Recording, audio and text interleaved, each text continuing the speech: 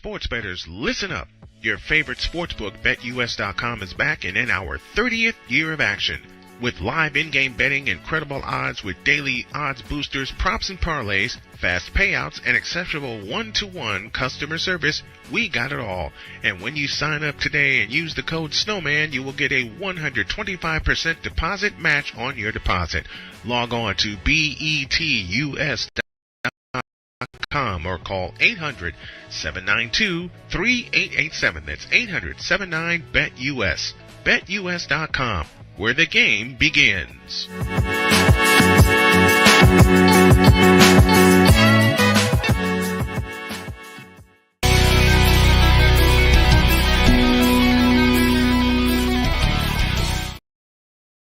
Inside of the BetUS.com pregame show brought to you by BetUS.com, where the game begins. Brian Snow, Chris Simpson here with you, ready to bring you this slobber knocker of a game. But first, we have a final from Knoxville, Tennessee, as Alabama goes down against Tennessee. That final 24-17. And you were looking at that game earlier, Chris, and you hit some holes in that Alabama defense. I really did. There's a lack of discipline. There's no communication, and they're prone on giving up the big play down the field. Under Nick Saban, they always kept everything underneath, kept safeties high. So this definitely isn't a Nick Saban defense, what we've been accustomed to seeing for the last decade or so. Absolutely. And what can you say about Tennessee? After losing against Arkansas, they have bounced back very, very well. They have, but I'm still concerned about their offense. Nico Iamaleava is looking all like a freshman because these SEC defenses, they're throwing different looks at him left and right. And I'm still concerned about the Tennessee offense due to the simple fact it's Squirrel White and it's Dylan Sampson. After that, who else on this offense really scares you, Brian? Yeah, exactly. And you mentioned that so many times when I have you on Thursday mornings on the morning show, and it's so true when you often ask who else on this offense can scare you no matter what the team is. That's the question that has to be asked, not only about Tennessee, but Alabama as well. But with the game that we have tonight, everybody can scare you from both sides of the football on both of these teams, which is also why I say this may not be the first time these two teams get together. Yeah, I definitely agree with you. I think we could see that first Saturday in December, Atlanta, Georgia, for the SEC championship. Bragging rights are going to be on the line a little bit more.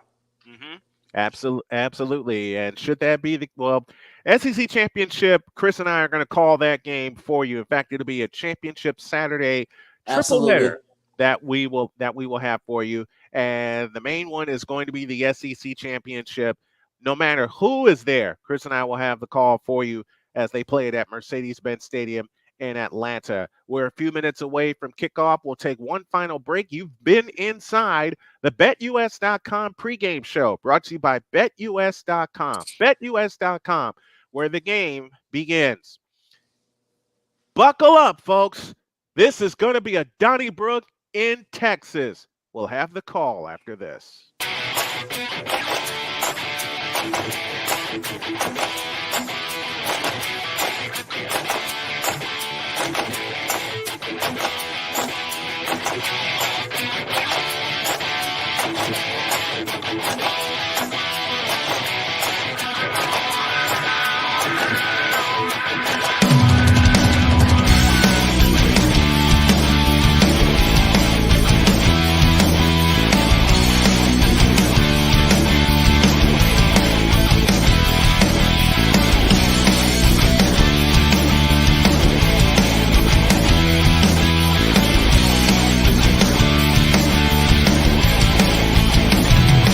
Sports bettors, listen up. Your favorite sportsbook, BetUS.com, is back and in our 30th year of action. With live in-game betting, incredible odds with daily odds boosters, props and parlays, fast payouts, and exceptional one-to-one customer service, we got it all. And when you sign up today and use the code SNOWMAN, you will get a 125% deposit match on your deposit. Log on to BETUS.com or call 800-792-3887. That's 800-79-BET-US. BetUS.com, where the game begins.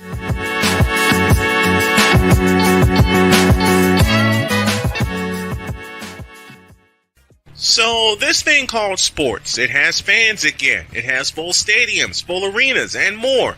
And you want to be a part of it, don't you? Of course you do. If you begin to scour the resale market, there will be tickets available. And what you need to get those tickets that you want so badly is SeatGeek. SeatGeek is the app available to you that lends a hand in helping you get the tickets that you want for the events that you want. SeatGeek rates the tickets on a 1 to 10 scale, and the best part is the tickets are vetted for authenticity, so you know what you are getting and you know you are not getting scammed. And now you can save even more by using the code SNOWMAN and getting $20 off with your very first purchase. Yes, you can do all of that with the power of SeatGeek, helping you get to the games that you want, so you fans can fan. So let's all fan.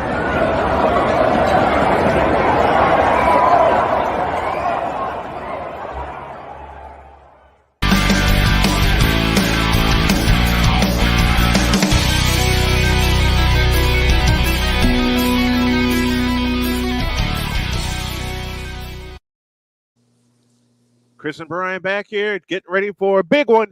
The Georgia Bulldogs and the Texas Longhorns. And this is the first time that Texas will see the field as number one in the SEC with a top 5 opponent with them. You ready, Chris? I'm ready. I was born ready. That makes 2 of us. A Pizzle 90 is hanging out with us. AB Media 83 with us as well. Azriel, first of his name, said he had Tennessee, talking about Tennessee, Alabama. Alabama's not the same. They've been struggling, a point that Chris has pointed out. Kenneth Clark is with us. Andre 420 joining us from Canada. So we got folks from all over joining us this evening. And, man, when you said, Chris, that you would join me for this call, I couldn't think of a better person to be on the call with me. And I couldn't think of another play-by-play guy that I would be working with. The best in the business, Brian Snow. I appreciate it. We're set to go here as the Longhorns will go burnt orange tops, white bottoms, white letters, and numbering. And the Georgia Bulldogs will go white tops, white bottoms, to borrow from the late, great Larry Munson. Get the picture. Dogs go white tops, white bottoms. They'll have the red helmets separated with the white stripe down the middle. Get the picture for the Longhorns. They go burnt orange tops, white bottoms, white numbers, and lettering. Quinn Ewers, the starting quarterback for the Texas Longhorns, as you heard Chris do in his pregame matchup. It's Quinn Ewers taking on Carson Beck and the Georgia Bulldogs. And I couldn't think of a better way to introduce a partner for this game than to have Chris Simpson, my football guy here with me. We're set to go from Texas. And this is going to be a good one. Again, for the Dogs, white tops, white bottoms, black numbers, trimmed in red with the red helmets, white G on black G encased in white on either side. They'll see the ball first. And the Longhorns get the picture. Burnt orange tops, white bottoms with the white numbers and lettering, and not a seat to be had in the house at one of the dream stadiums I want to visit in Darrell K. Royal Memorial Stadium. Buckle up, ladies and gentlemen. This is going to be a good one from Texas, and it may not be the only time these two teams face each other. Will Stone will get us underway. The 6-foot junior from Austin, Texas. Longhorns left to right here in the first quarter. Dogs right to left. On your mark, get set, and the left footer puts it underway. It'll go to and through the end zone for a touchback, and Georgia will start the ball at their own 25-yard line. Carson Beck coming into tonight, 68% completion percentage, averaging 300 yards per game. He's thrown 15 touchdowns, but he's also thrown 5 interceptions. And coming into tonight, what you want to do if you're Georgia is limit the turnovers. Dogs go right to left here in the first quarter. 1st and 10 for the Georgia Bulldogs. I beg your pardon, from their own 25-yard line. Beck in shotgun formation. ETN stands to his right. Receiver left, receiver right. Now Beck changes the call at the line of scrimmage. Beck is ready. He takes the belt high shotgun snap and fakes and throws, and it's incomplete. Out of the backfield, and Georgia looking to go to the air already. when you thought they would start with the run game. Trevor Etienne and Arian Smith, the players to watch for Georgia on offense. Colin Simmons and Anthony Hill, the players to watch on defense for Texas. And I think this is good. There's going to be a lot of feeling out between these two teams. 2nd and 10 from their own 25-yard line.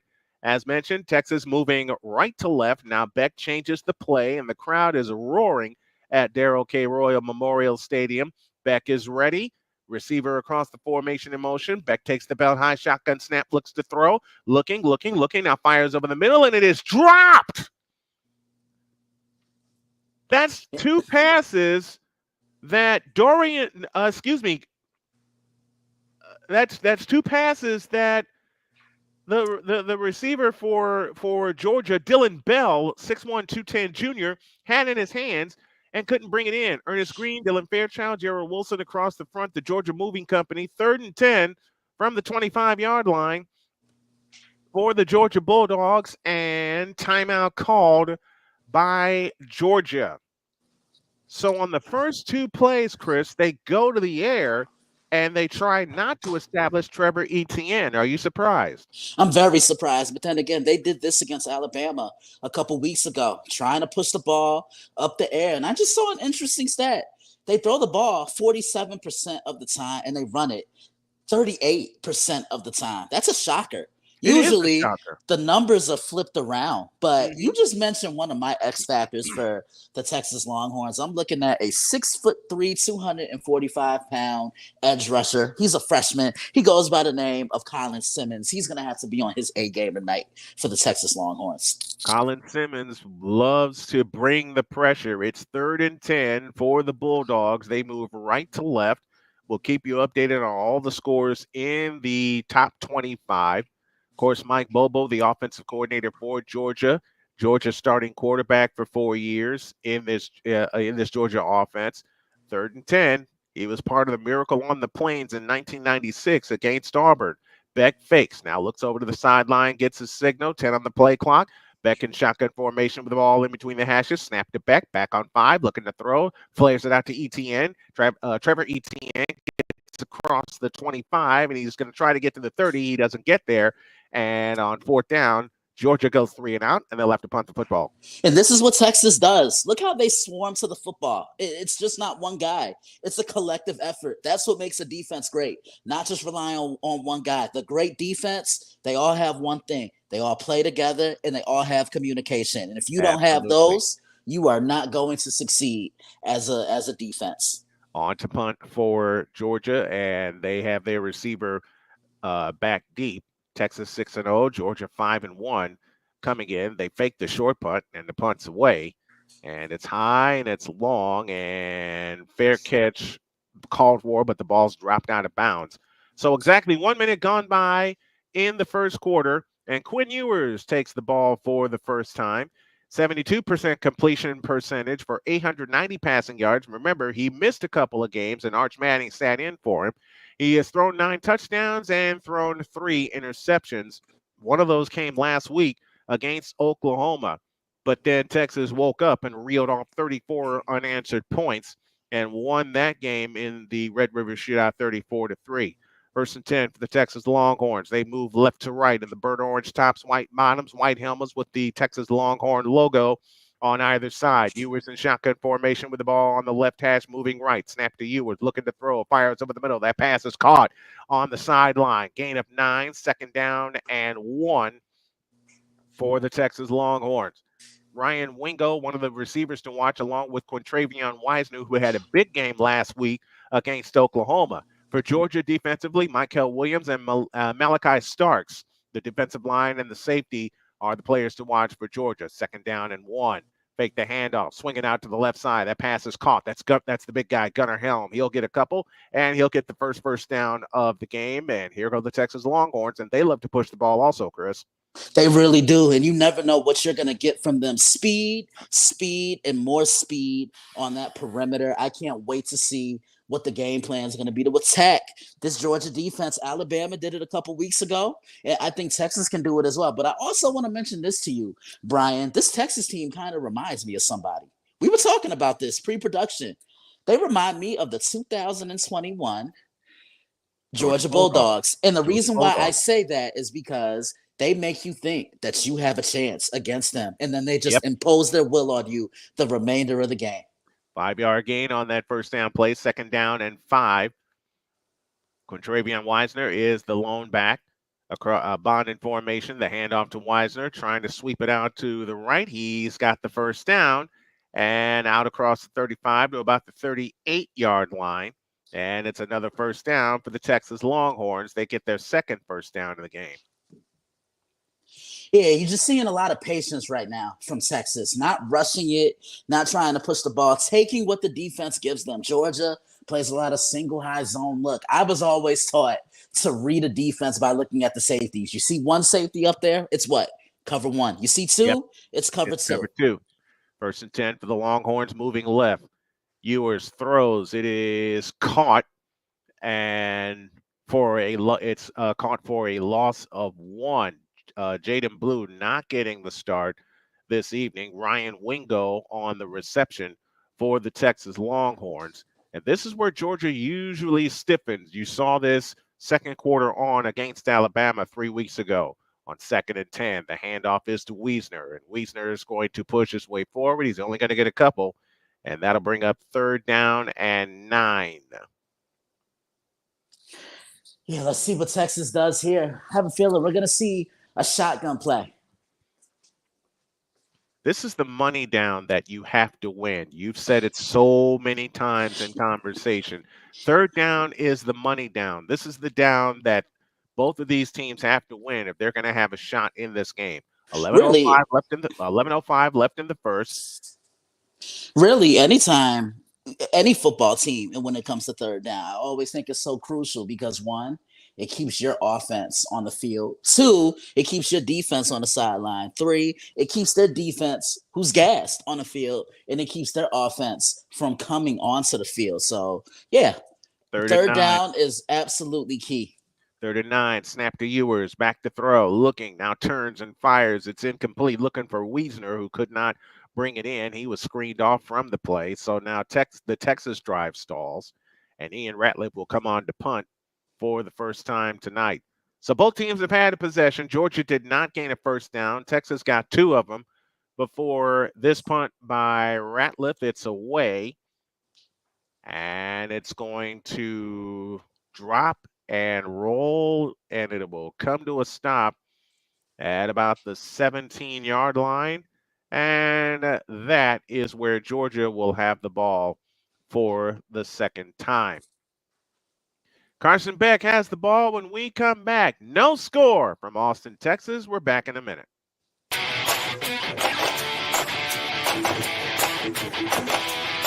Oh, yes. The tradition, the pageantry, the spectacle, the history, the slut. Wait. I gotta rep my brother's stuff right. All my DMV soldiers, stand up! And welcome to the Commander's Gridiron Report. You want your commanders to be repped right? Well, D. Willie is your man. Commander's Gridiron Report. Every Tuesday at 11:05 a.m. Eastern, 10:05 a.m. Central on the Sotoba Media YouTube channel. Music by J. Cool. Where my soldiers? Right side. Commanders. Where my soldiers? Left side.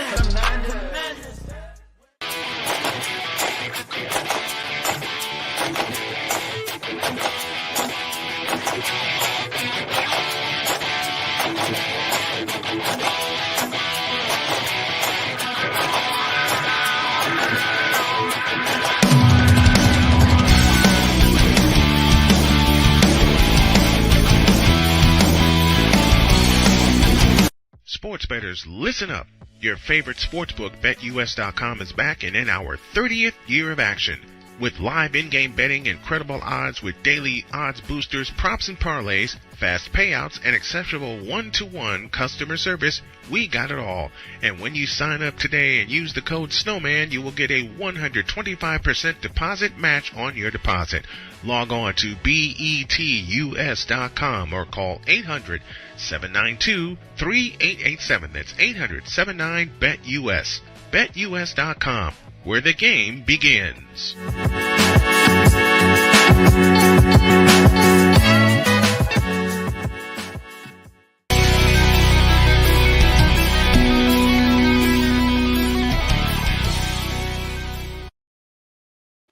No score in Austin, Texas, between the Texas Longhorns and the Georgia Bulldogs. Each team has seen the ball once. What have you seen so far, Chris?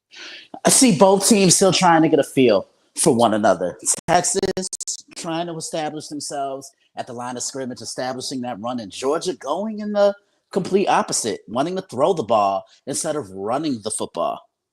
Yeah, it's kind of weird to see Georgia not getting the running game established first. That's not the Georgia team I grew up watching, but there's still plenty of game left in this one. And in case you're just joining us, if you missed it, Tennessee took down Alabama, that final 24-17. And we'll keep you updated on all of the top 25 scores and all of the games in the Power Four conferences, like Wisconsin beating Northwestern 23-3. That came earlier today. Beck with the ball for the second time, and the Dogs moving right to left. Snap to Beck. They'll hand it to Etienne, and Trevor Etienne gets to the outside across the 20 to about the 23-yard line. There you go. This is what we were just talking about. Georgia doing what? Establishing the running game and pounding the rock.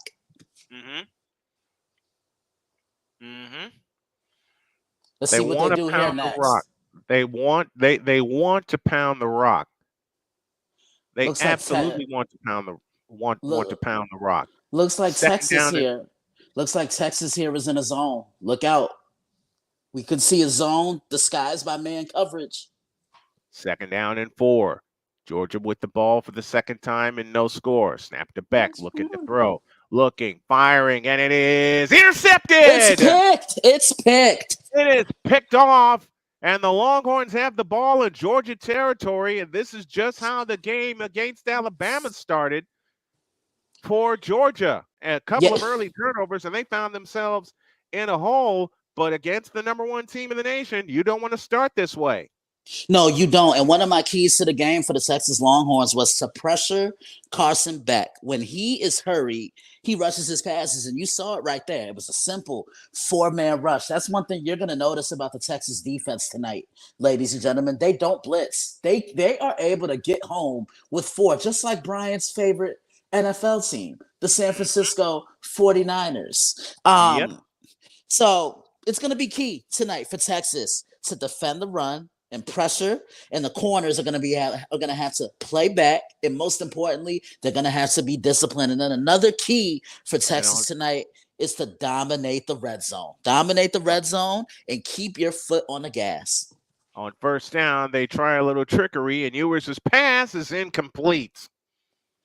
Oh, they were going for the razzle-dazzle there, Brian. Yeah, they were going for the home run, and it'll be 2nd and 10. From that point, a little reverse, but Wiesner across the middle couldn't bring it in. 2nd and 10. And I think 42-yard line, ball at the 42-yard line. Snap to Ewers, back to throw. Looking, now flares it out to Wiesner, and he's going to get tackled for only a gain of 1. Look, if Wiesner catches that ball, he has a game. We're probably talking about 6, but he was looking up the field before he could catch the ball. It's basic football fundamentals. Catch the football first, son, and then look your way up the field. 9:18 left in the first quarter. Georgia and Texas scoreless. Texas working off of an interception, facing 3rd down and 9 in Georgia territory at the 41-yard line. And hold it, we got our first flag of the game. Oh, I think this is going to be on. Georgia. It is. It is going to be on Georgia. Penalties are such a killer, especially in the red zone. Offside against Georgia, so the Longhorns gain 5. So 3rd and 9 now becomes 3rd and 4. And you just mentioned this, Brian. This is the money down. You have to convert. This gives your offense new opportunities. It really does. It really does. 3rd and 4. And we got a flag going the other way. A little bit of nerves on both teams? Yeah, probably. I mean, this is a big meeting. Celebrities are out for this one. Legendary alumni. It's under the lights. This is the one game that everyone is watching right now. So, yeah, there could be a little bit of nerves. And honestly, both teams are still trying to get a feel for one another. 3rd and 4 has now gone back to 3rd and 9. 8:43 left in the first quarter. Texas working off of an interception in Georgia territory. Ball back to the 46-yard line in Georgia territory. And the snap to Ewers, looking to throw, fires. It is tipped and is incomplete. So after the interception, in essence, Texas goes 3 and out, and they'll have to give up the football. And look who it was on the coverage there, Brian. It was Malachi Starks, maybe the best defensive back in all of the SEC. Kirby Smart has compared him to Champ Bailey, a Pro Football Hall of Famer. Mm-hmm. DeAndre Moore was the intended receiver. And you can expect Malachi Starks to be playing on Sunday. Oh, absolutely. I think he's going to be a top 10 pick next year. He plays with range. He plays in the box. He is the jack of all trades to be a defensive back. He can play at that line of scrimmage, and his nose for the football. In order to be a safety, you have to have a strong magnetic nose for the football.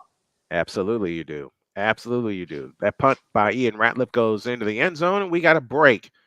We have 8:19 remaining in the first quarter. Texas unable to take advantage of the interception. So let's see what Georgia does for the 3rd time when you all get back.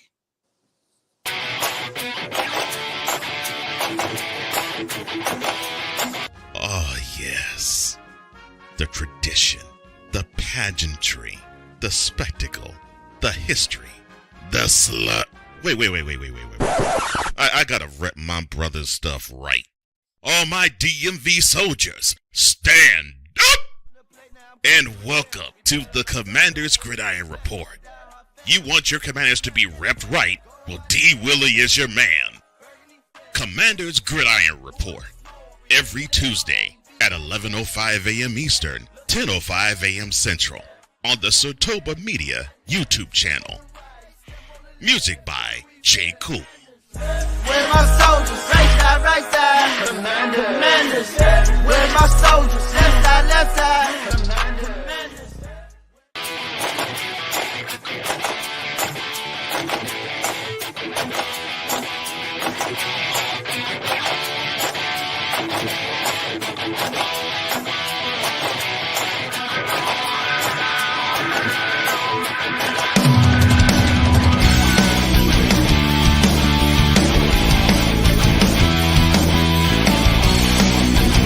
Sports bettors, listen up. Your favorite sportsbook, BetUS.com, is back and in our 30th year of action. With live in-game betting, incredible odds with daily odds boosters, props and parlays, fast payouts, and exceptional one-to-one customer service, we got it all. And when you sign up today and use the code SNOWMAN, you will get a 125% deposit match on your deposit. Log on to betus.com or call 800-792-3887. That's 800-79-BET-US. BetUS.com, where the game begins.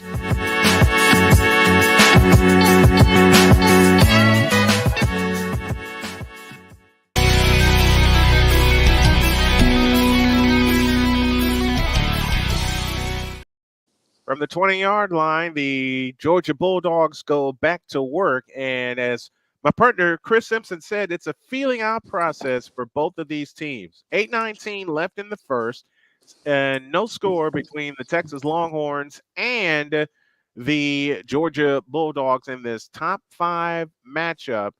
And whoever wins this game could leap into the number 1 spot. If it's Texas, they'll stay there. If it's Georgia, they may just leapfrog everybody into that number one slot.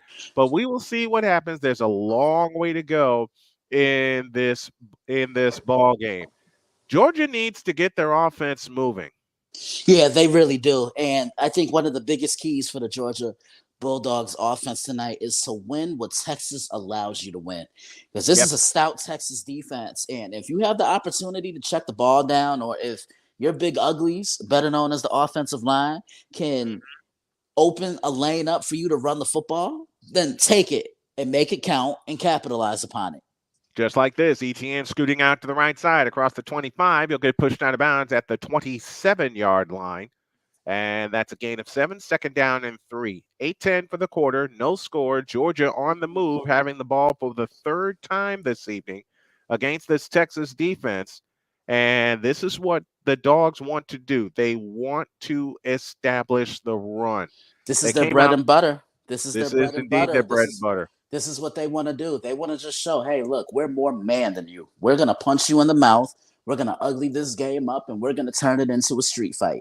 2nd and 3, handoff ETN, straight up the middle, across the 30, first down, 30, 35, 40, out to the 45-yard line. 18 yards, and Georgia gets their initial first down of the game, and it's a big one. This is exactly what I'm talking about. Look at the guard. Pulling guard, look at the fullback. This is what I talk about when I mean trusting your blockers, opening the lane, and just being patient. Then you're kind of scouting and navigating things out. Then you burst and you make a play. 3 carries, 31 yards so far for Trevor Etienne. At the Georgia 45, they go back to work, moving right to left. Beck in shotgun formation. Etienne stands to his right, snap to Beck, fakes left, now throws it deep down the sideline. That pass is caught. First down, Georgia into Texas territory. And the reception was made by Lawson Lucky, their tight end, and he picks up 20. Go up and get it, young man. That's what we call, Brian, hashtag grown man football. 21-yard completion that time for Lawson Lucky, the big tight end, and a big first down for Georgia. And you don't want the drive to stall out now that you have penetrated Texas territory for the first time tonight. Snap to back, handoff ETN, straight up the middle. He's only going to get a yard before he's shoved backwards. Yeah, this Texas defense is stout. I mean, remember last year they had Savondre Sweat and Byron Murphy II in the middle of that. And look, these guys now, they're not what those guys were, but they can hold their own in the middle. And you're asked so much as a defensive tackle to do much more. You notice more pass rushers are coming from the interior of the defensive line now. 2nd and 9, 6 minutes left in the first. Georgia on the move in Texas territory. They don't want this drive to stall out. Ball at the 33-yard line in Longhorn territory. Beck in shotgun formation.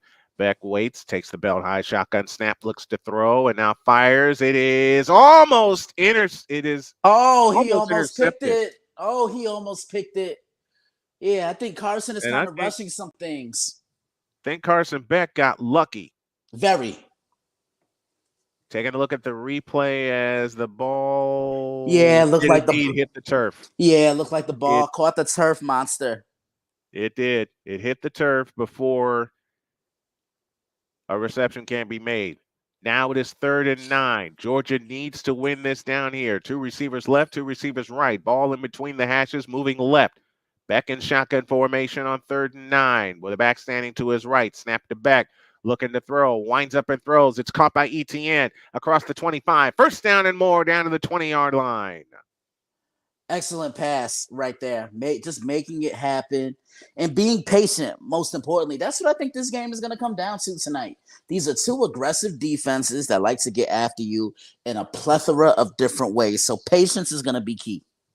13-yard gain to ETN, and it's 1st and 10 for the Georgia Bulldogs. This drive started at their own 20 after a punt. 8th-ranked LSU leads Arkansas 13-7. 5:28 remains in the second quarter of that game. We'll keep an eye on top 25 scores for you. Back to throw is Beck looking to throw, in trouble, and chucks it to the sidelines. It is caught, but very little gain on the play, if any. It'll be 2nd down for Georgia. I told you, you pressure him and you throw different looks at him, he's gonna get rattled. I don't know about you, Brian, but I'm kind of sensing. Yep. Look at how aggressive Texas is playing on the defensive side. And they've already forced him into a mistake. He already has one interception, does Carson Beck. Second down and 11. And I don't think that and I don't think that's gonna be the only mistake he makes tonight. I think he's gonna make at least one or two more. Flip out to the left side. That pass is complete, but a minimal gain on the play. And now it brings up another big third down for Georgia. And if you're Texas, you want to win this third down also and force them at worst into a field goal attempt. You definitely do. You definitely do. But if you're Georgia, you do not want to leave points on the scoreboard because kicking field goals is not how you're going to beat this Texas Longhorns team. This is the best team in the country. And Texas started slow last week against Oklahoma, only to come back and rip off 34 consecutive points. 2 receivers left, 2 receivers right. Ball on the left hash, moving left.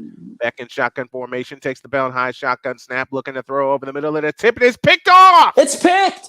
And it's picked. Jahadi Brown with the interception. And for the second time today, Carson Beck throws an interception, and the Dogs are turned away again. But you know what, Brian? I can't blame Carson Beck for that one. Lucky has to catch that ball. It ricocheted off his hands. That's one you absolutely have to catch. Let's take a breather. A lot of feeling out still going on here. Let's take a breather. 3:34 left in the first. Texas nothing, Georgia nothing. In the primetime game of the week on Snowman Multimedia.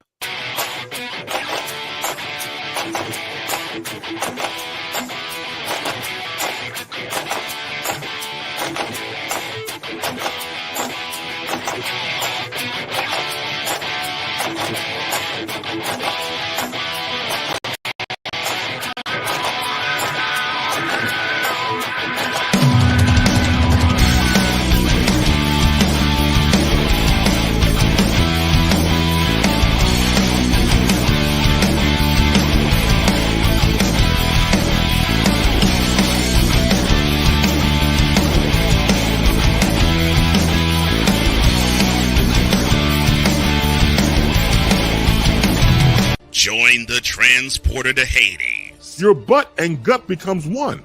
Join the reformer of hooker whores. This is my daughter, Placenta Booty Johnson. Join the bronze god. Whenever you are in distress, take off your baseball cap and throw it in the air. Join your very own superhero of broadcasting, Chris Bass. So whatever color crayon they get, they palm it and do 2 circles, and that translates to I can beat up black people. As she takes you through the week's paces in Baseline.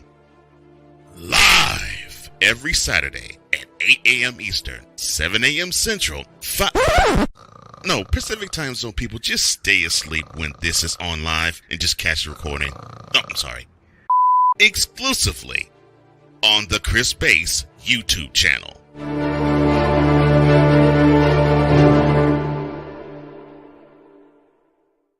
Whether it's news, the largest egg producer finds bird flu in chickens at a Texas plant, weather, devastating tornadoes rip through the heart of the United States, inspiration, a breast cancer survivor completed the journey of chemotherapy, and now begins a future one of matrimony or sports. Michael Jordan is shown on a photo with Diddy. LeBron James has a video extolling the virtues of a Diddy party. This has been yet another beating a dead horse presentation. We got you covered. BS3 Network, in association with Comey Media Incorporated, proudly present The Morning Shift with Cole Johnson. Live every weekday at 8 a.m. Eastern, 7 a.m. Central.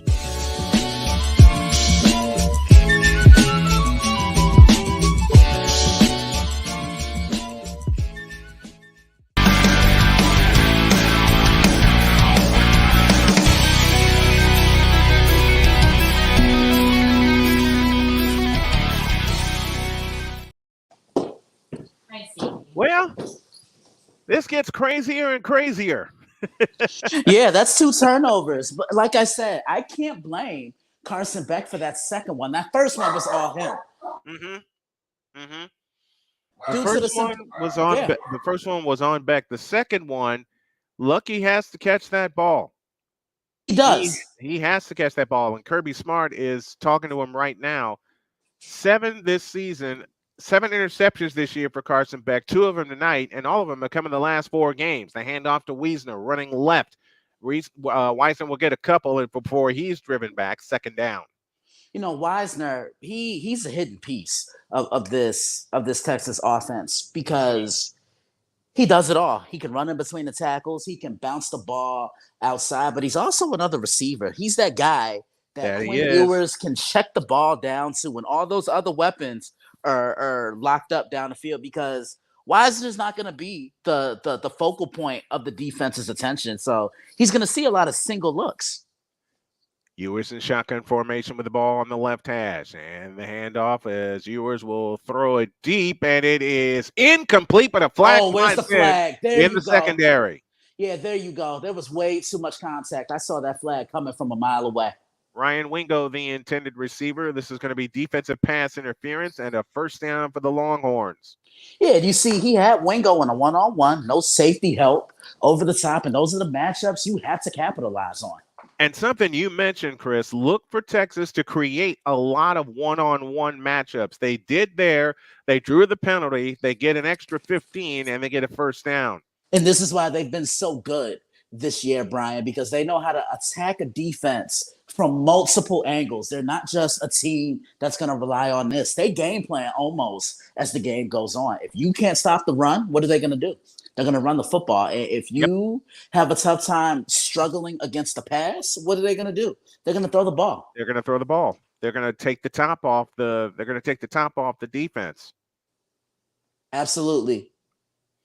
They are going to take the top off the defense. They want to cross you up as best as they can. They want to cross you up. Now we have a little bit of a delay. The referees are talking to one of the sideline members for Georgia. That conversation seems to have ended, and now the Longhorns working off of a first down off of a penalty will have the ball moving left to right. Teams will switch sides at the end of the quarter. This is college football now, prime time. Our executive producer is Cole Johnson. Our coordinating producer is Jody Snow, aka Dr. K, and our in-studio producer also is Dr. K. Our coordinating producer is Shane Lake. And it's 1st and 10 for the Texas Longhorns, moving right. 2 receivers right, lone slot to the left. I see motion. The turn of the hand to Wiesner, running off left tackle, and Wiesner is going to get a couple. Now, for Georgia to stay in this game, they need to take the ball away. Absolutely. That's going to be key, because if you don't apply any type of pressure on Quinn Ewers, he'll pick you apart. He's gonna get you. He's gonna get his all game long. He will pick you apart. Handoff Wiesner. He's only going to get a couple, if that. And now for Georgia, they want to take the ball away right here, deep in Texas territory, because you don't want to give Texas any kind of an opportunity, especially with this read option that they love to run. 3rd and 6. Ewers in shotgun formation, 3 receivers out to the right, lone slot to the left. Ball on the left hash, moving right. Snap to Ewers. Back to throw. Pressure comes, and they got him. Ball's out. Ball's out. Ball is out, and the Dogs may have jumped on it. I think they got it, Brian. They got it. The Georgia Bulldogs have the ball, and they had it deep in Texas territory. They had to get a takeaway. You talk about catching a break and your defense coming to your defense. When your offense is giving up the ball 2 times already, this couldn't have come at a better time for the Georgia Bulldogs, and they're going to have prime opportunity. And this is going to be a sloppy ball game for both these teams, but I still think it may wind up being a track meet between these two. The first one to put a score on the board will really lift the lid off this place, especially when you have two top five teams in one place. And the blitz came at the last minute from the corner. That's what we call a delayed blitz, Brian. Yes. It's the toughest blitz to defend in every level of football. It's usually ran with an athletic safety or a corner, and they send it literally as the ball is snapped because no one's going to account for them. Flip out to Bell. Bell running right. He'll get about 5. It'll be 2nd down and 5 as we count down the last 90 seconds left in the quarter of a scoreless tie. Number 5 against number 1.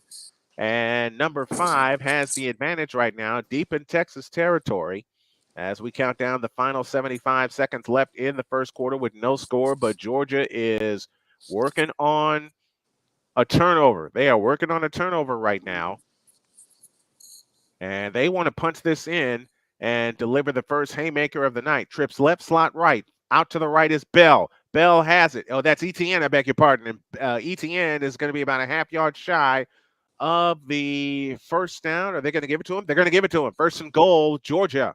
Yeah, he got that, and Georgia is truly threatening right now. Again, turnovers mean absolutely nothing if you can't cash in and capitalize on it. And Texas had 2 shots at it. One came in Georgia territory. They were unable to do anything with it. So now let's see how Georgia responds in the final 30 seconds of the first quarter with no score. And they have it 1st and goal at the 2-yard line. Now they flip everybody around back under center. Etienne behind him. And the turn of the fake to Etienne to the corner, and it is incomplete. See, Brian, this is one thing that really annoys me when it comes to football, especially in the red zone. Stop being cute. Run the football. Pound the rock. Thank you. Pound the rock. Absolutely. And that's the second drop pass by Lucky, and it looked like he got in before he was taken down. Well, his knee was down right at the half-yard line, but then he dropped the ball, didn't complete the process of the catch. So it'll be 2nd and goal from the 2-yard line, 11 seconds remaining in the first quarter, and now 102,000 plus on their feet looking to stop this Georgia drive. Back under center, I-backs behind him. Etienne dots the I, and he'll get the toss running right. Etienne in the corner. He's in. Touchdown, Georgia. Exactly what I was just talking about. I think they may have heard me. Stop being cute and pound that football into the red zone. That's just textbook blocking right here. And hopefully they show a replay so I'm able to kind of explain to everybody what exactly went right for the Georgia Bulldogs on this touchdown. 13 yards in 4 plays in 1:36, and Georgia strikes first with 6 seconds left in the first quarter. Brian, are you psychic or something? Because you said if someone puts up some points, then maybe the ball will get rolling. Yep. You and I have watched plenty of football together. The extra point is good, and in a game like this where you have two of the top teams playing, sometimes it only takes one play and or one score to lift the lid off the game, and everybody settles down. And Georgia has that play, and they have that score. 6 seconds left in the first quarter, and it's Georgia leading 7-0. And I have the replay right here, Brian. Look. It's a 6-man front for the Georgia Bulldogs, and they have a tight end playing fullback, and then you have Trevor Etienne, and you see these 2 receivers come in, and they're bunched up. So that tells me one thing as a defense. They're running this football. Yep. This is what I mean. Trust your blockers. Get outside, trust your blockers, and take what Texas is giving you. Yeah, Touchdown. And Texas gave him that corner, and Etienne walked in. 85 yards so far for Georgia, only 20 for Texas. Each team has turned the ball over at least once. Georgia's turned it over twice. But here's the key. Texas turned the ball over once, but Georgia turned it into 7 points. Yeah, they were able to capitalize upon the turnovers. Texas has turned the ball over twice, and they haven't been able to cash in. From the goal line, runner comes out 10, 15, 20, out to the outside, 25, 30, look out, 35, 40, 45, 50, 45, 40, up the sideline, and finally banged out of bounds inside the 30-yard line as we come to the end of the first quarter, and the Texas Longhorns will have the ball deep in Georgia territory, but this one's going to come back. This one is going to come back. It'll be an illegal. I think it'll be an illegal block against Texas. And that was Silas Bolden there. Brian. He's one of the fastest players in the country. This is a young man that played for the Oregon State Beavers last year and came down to Austin, came to play for Sark. And you see Texas special teams coordinator, not a happy camper right now. And I wouldn't be either penalties or momentum killers. Indeed. And that will kill the first quarter for us. 2-yard touchdown run by Trevor Etienne gets Georgia on the board as they take a turnover and turn it into points. We're done with one. Texas trails Georgia 7-0 in this top 5 matchup. This is College Football Now, prime time on Snowman Multimedia.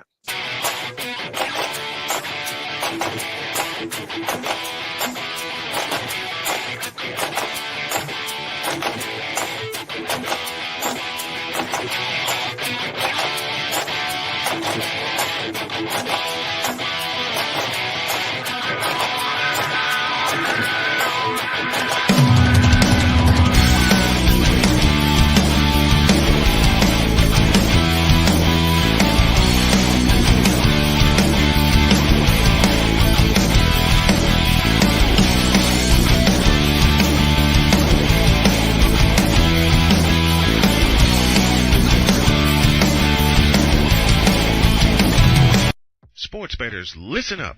Your favorite sportsbook, BetUS.com, is back and in our 30th year of action. With live in-game betting, incredible odds with daily odds boosters, props and parlays, fast payouts, and exceptional one-to-one customer service, we got it all. And when you sign up today and use the code SNOWMAN, you will get a 125% deposit match on your deposit. Log on to betus.com or call 800-792-3887. That's 800-79-BET-US. BetUS.com, where the game begins.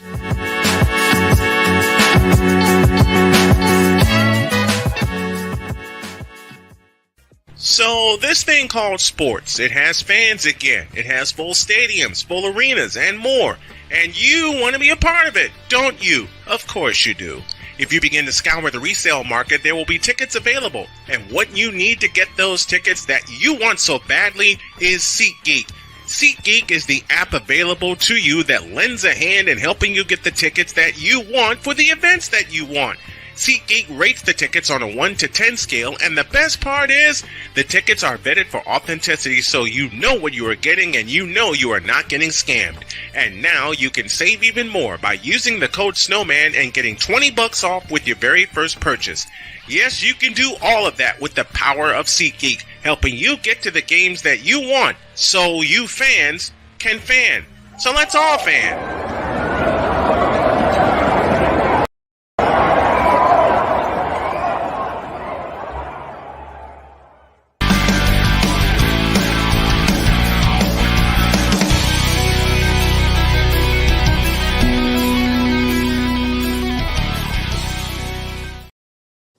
7-0 Dogs against the Texas Longhorns. We get ready for the second quarter. Brian Snow here, Chris Simpson there. And Chris, your analysis of the first quarter.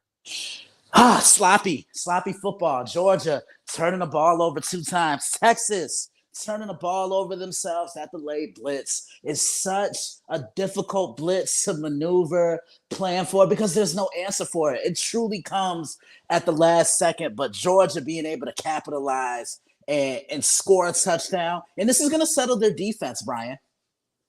You know what? And like I said before the end of the first quarter, a score will lift the lid off of this game, and one team will settle down, the other will press. And something I need to mention, and I need to mention this right now, Texas only has 2 timeouts left in the first half. We'll see how that plays into what happens here. We switch sides. We start the second quarter with the Longhorns being in the pistol, and Ewers back to throw, stepping up into the pocket. He'll take off and slide after a gain of 4. Yeah, I got to see what Texas does here and how they respond.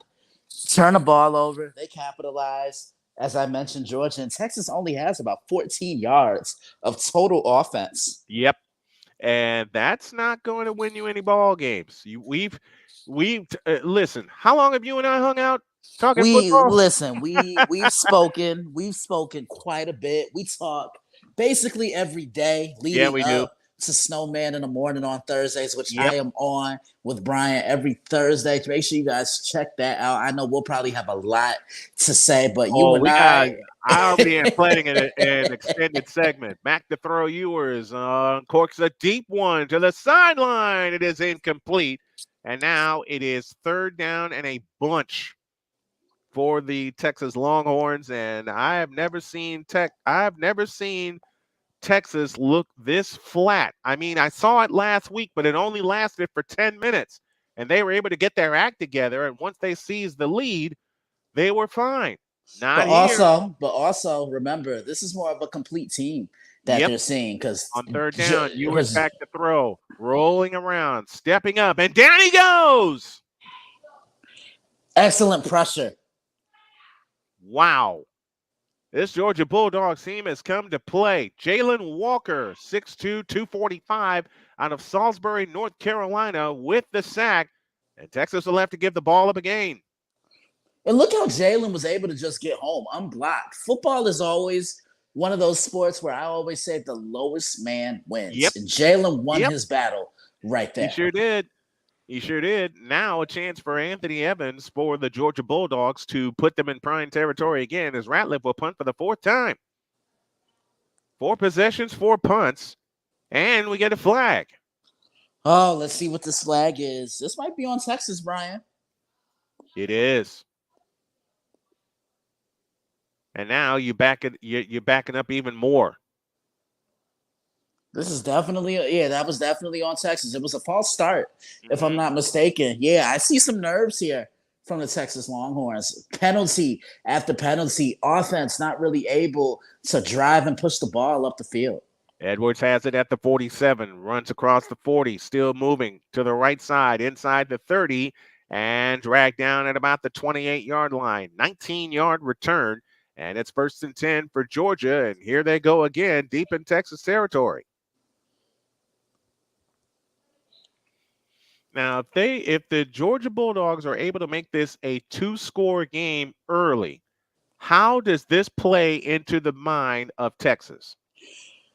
You got to put it behind you. I mean, literally, you got to focus on what's ahead of you and try to find a way to get back into this game, because normally when Georgia has you down, they can keep you down. But, you know, there have been some moments this year where Texas has been vulnerable at times. So if Georgia gets, which they will, Georgia gets this ball back, and if Texas can hold them to 3 points, this is a win for Texas in my eyes. Well, let's see what happens here. 85 yards so far for Georgia, and they're on the move, moving left.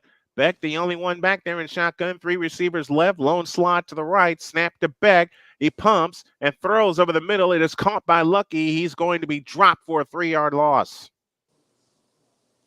They've been going to Lucky a lot. They've been going to Lawson Lucky a lot early to try to get him involved in the offense. Yeah, because this Georgia offense, they remind me they miss a lot of what Brock Bowers brought to the table. He was a red zone threat, and they used him in a plethora of ways. Now, Brian, let me ask you. You've watched football a little bit longer than me. Who's the greatest tight end you've ever seen in the history of the sport? Too many of them to name, from Antonio Gates to Ozzie Newsome and more. Beck in shotgun formation, 3 receivers right, 2 left. Snap to Beck, looking to throw, rolls out to his right and throws. It's caught by Flowers, and he gets out of bounds inside the 25 down to the 24. Again, found Flowers right there. Just pretty much working a one-on-one, being able to cut back inside to come and get that football. And here we go with third down again. Third down is the money down. This is the down so far that Georgia has won, especially on their touchdown drive. We have a top 25 upset as Illinois beats Michigan 21-7 in the first game between top 25 teams at Memorial Stadium in Champaign since those same 2 teams went at it in 2000. They were both in the top 10 at the time. Snap to Beck, back to throw, looking over the middle. That pass is caught, and he'll get the first down inside the 20 down to the 17-yard line. That's what I talk about right there, taking advantage of zone coverage. Look, Texas dropped everybody back from the safeties to the linebackers because they were expecting a deep shot down the field. And the best way to attack a zone is to run that drag route. That's exactly what Carson Beck called and executed it perfectly. And this pass is incomplete as he was looking for Dominic Lovett out to the left. It'll be 2nd and 10 from that point. And it would behoove Texas to hold Georgia to a field goal attempt on this drive. Because if they can hold them to 3, they'll won. See the ball. They won this drive. Not only that, they'll see the ball and they'll have a chance to really get back in this ball game. But their offense is not doing them any favors right now. 11:38 remains in the second quarter. 2nd down and 10 for the Georgia Bulldogs, working off of a punt return and inside Texas territory. Out of the pistol, fake to ETN, throws out to the right. That pass is caught, and that is bounced out of bounds by Beck, or Oscar Delp, I beg your pardon, and it'll be 3rd down. This is the down that Texas needs to win. This one right here and now to hold Georgia to a field goal attempt. Absolutely. And they got to hold them right here. And if they can hold them to 3, this is a big break for that Texas defense. All right, Texas defense, they did what they've had to do. Now, can the offense, can they deliver? Can they complement what the defense has done? 11 minutes for the half. 3rd and 8. Beck in shotgun formation with a running back standing to his right. Snap to Beck. Over the middle, it's incomplete. Nearly picked off, looking for Dominic Lovett. And Beck nearly threw the ball away again. Fortunately, that fell incomplete. And Texas does get the win on defense that they were looking for. And it's 4th down. Yeah, they needed this one. And Carson Beck should be looking up to the heavens above. Indeed. Because that was a pick 6. That was a pick. If any Texas defender holds on to this, that's 6 going the other way. That's a pick waiting to happen.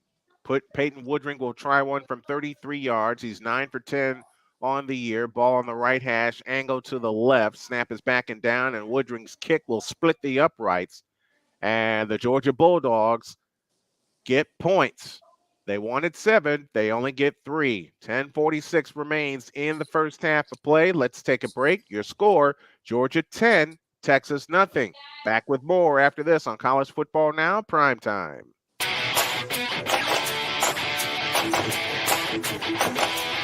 Hey everybody, Snowman here. Looking for the best way to experience live events? Well, SeatGeek has you covered. With just a few taps on your phone, you can find the best seats for concerts, sports, theater, and more. Don't miss out on unforgettable moments. Download the SeatGeek app today and get ready for an experience like no other.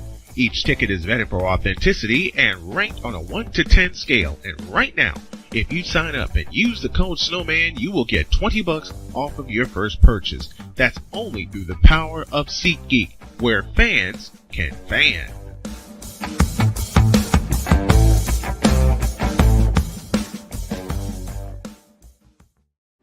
Are you ready to upgrade your coffee game? Prepare for an invasion of flavor with Invader Coffee. It's the caffeinated elixir that fuels champions, the blend that pushes boundaries. Whether you're battling deadlines or exploring uncharted territories, Invader Coffee has your back. Join the invasion at invadercoffee.com and taste the difference for yourself. Use the code SNOWMAN for 15% off your first order. Invader Coffee, veteran owned.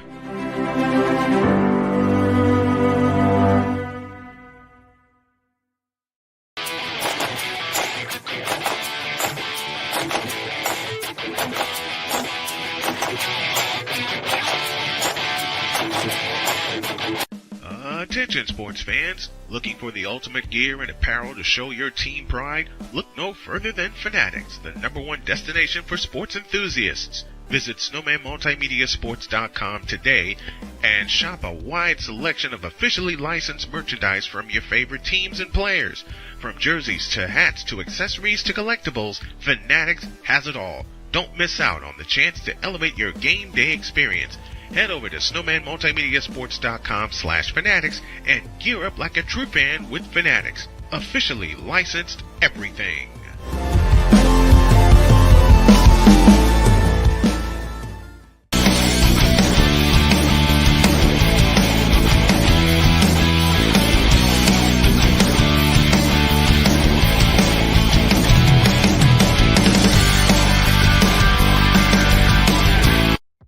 bettors, listen up. Your favorite sportsbook, BetUS.com, is back and in our 30th year of action. With live in-game betting, incredible odds with daily odds boosters, props and parlays, fast payouts, and exceptional one-to-one customer service, we got it all. And when you sign up today and use the code SNOWMAN, you will get a 125% deposit match on your deposit. Log on to betus.com or call 800-792-3887. That's 800-79-BET-US. BetUS.com, where the game begins.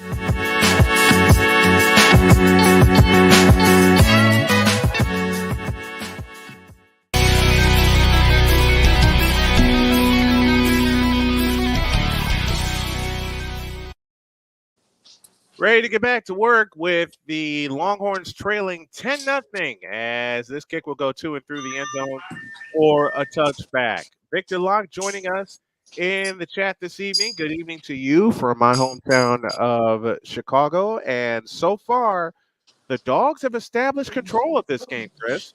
They really have. They've done it on both sides of the ball. What do we always say, Brian? The line of scrimmage and being able to control the line of scrimmage on both sides of the ball will always be a crucial part in winning football games. And they look, dare I say it, they have Texas looking kind of soft right now. Out of the pistol, Ewers to throw, fans it out to the right side. That pass is caught for a gain of 5. It'll be 2nd down and 5 from that point. Ryan Niblett, the receiver for the Texas Longhorns. And, man, Texas needs to get something. Man, they need to get something. But give credit to Georgia's defense. They came out with a game plan. Yep. Georgia has come out with a game plan. The last thing Texas needs to do is turn the ball over. Snap to Ewers. Rolls out, looks, throws, incomplete. What was that?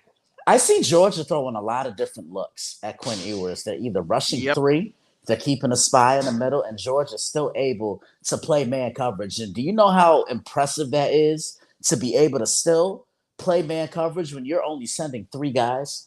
When you're only sending 3. Seen that so many times over the years. 3rd and 6. Boy, does Texas need this one. 3 receivers to the left, 2 to the right. Ball on the right hash, moving left. Ewers back in shotgun formation. He takes the belt high shotgun snap, looks to throw and fires over the middle, and that is intercepted. Oh, wow. It's intercepted. Oh, wow. This Texas offense can't get out their way. Let's see if Georgia capitalizes on it. Another turnover. And now both teams have turned the ball over twice. Wow. And they only sent 4 that time. And they sent 4. They sent 4, but then they covered everything else. Yep, that's exactly what it was. Forced Quinn to look underneath. Yep, they sent 4, and they covered everything else.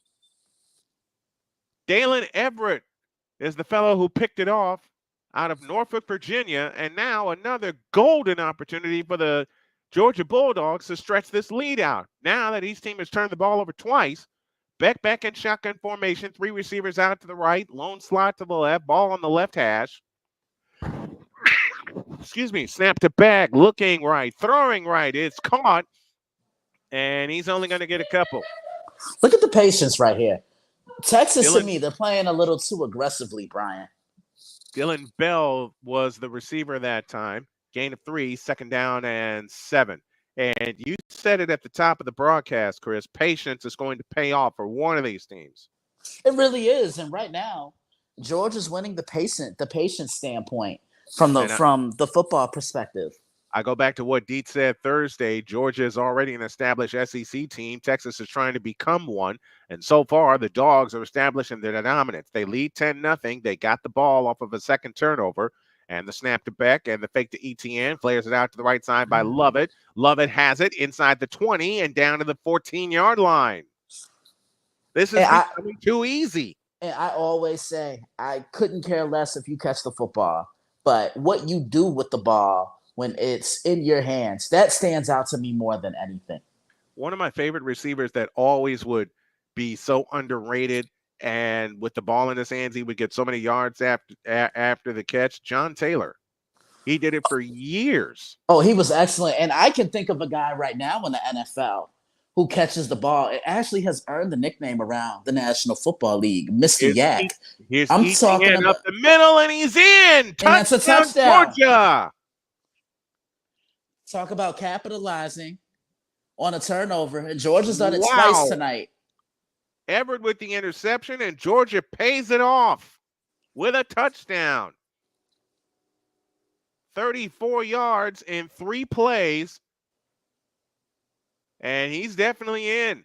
No body part touch before the ball crossed the goal line. I know Scott Howard has got to be having a ball right now, the longtime voice of the Georgia Bulldogs. Wow, what a touchdown. This is Georgia football, because let's be real. They've struggled the last couple weeks. They did not look their best against Mississippi State. Mississippi State put up 31 points on them. Well, so far, so good for the Georgia Bulldogs, as they now lead by a count of 17-0. Folks, we are not making this up. 34 yards in 3 plays, and Trevor Etienne pays it off with a 15-yard touchdown. And the Georgia Bulldogs now lead by a count of 17-0. We'll be back.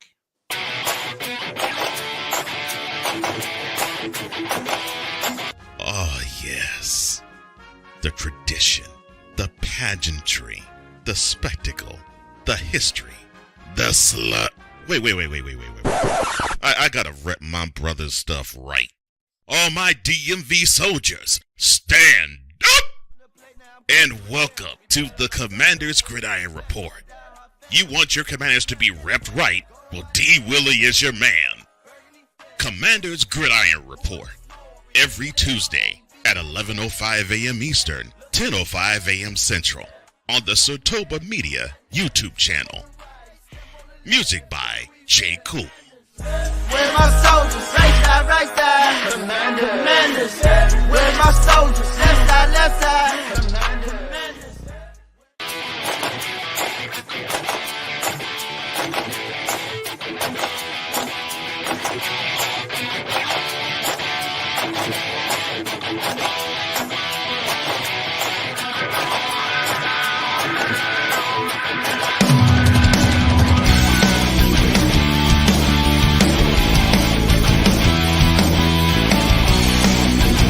Sports bettors, listen up.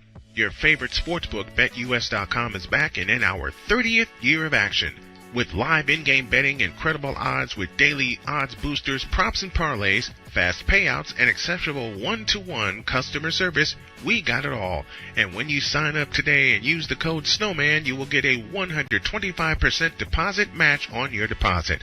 Log on to betus.com or call 800-792-3887. That's 800-79-BET-US. BetUS.com, where the game begins.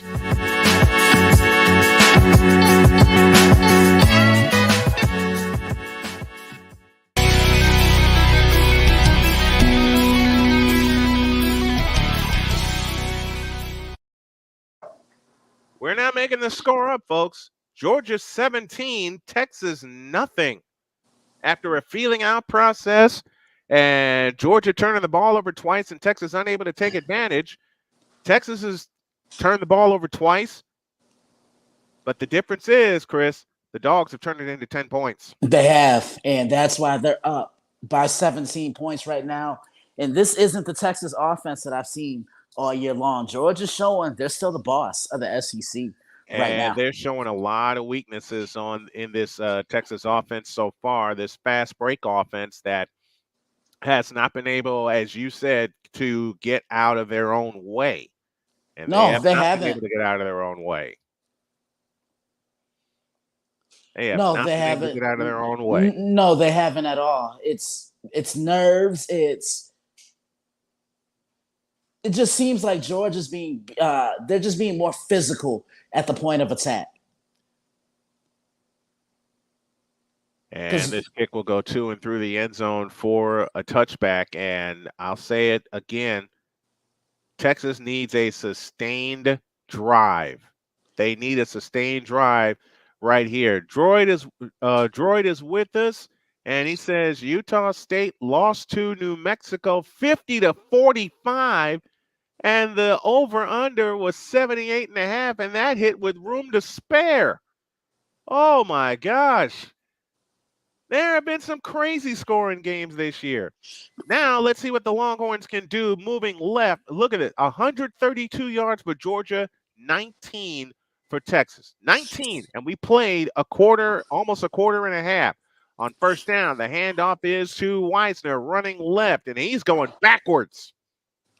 And dare I say it, let's say Quinn Ewers continues to struggle in this game as he is. Would you go to the bullpen? Yep, I sure would. And would you bring in a guy named, I don't know, Arch Manning? Yeah, I would. I would, because you don't want this game to get away from you. Biggest deficit faced by Texas in a long time. And Ewers is 5 of 11 for 17 yards plus an interception. Snap to Ewers, looking to throw out to the right side, caught by Weisner, but he's dropped immediately. And it's Joel Aguero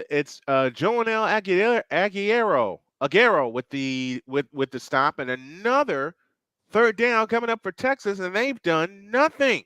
Nothing. This is the best I've seen the Georgia defense look since week 1 against the Clemson Tigers. Bingo. 0 for 5. Texas is on third downs. The Dogs look like they show blitz, and here they come. Back to you. Throw is Ewers, and down he goes. And they did it without blitzing. That just goes to show you how powerful and athletic Georgia is in that defensive front. Jalen Walker with the sack, second sack of the night.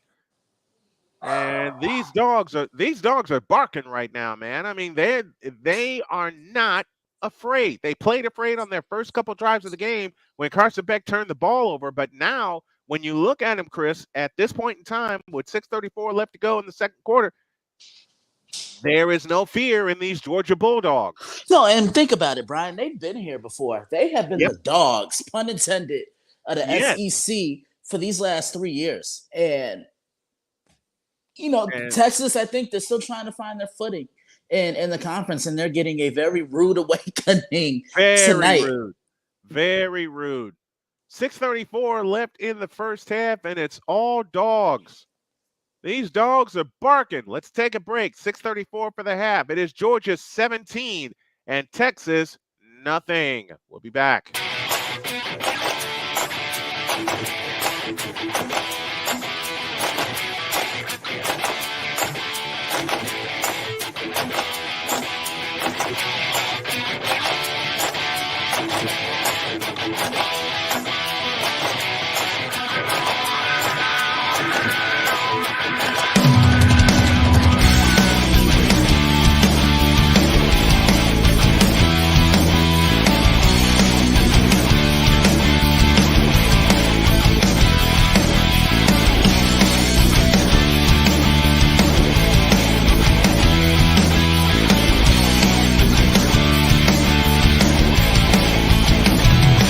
Sports bettors, listen up. Your favorite sportsbook, BetUS.com, is back and in our 30th year of action.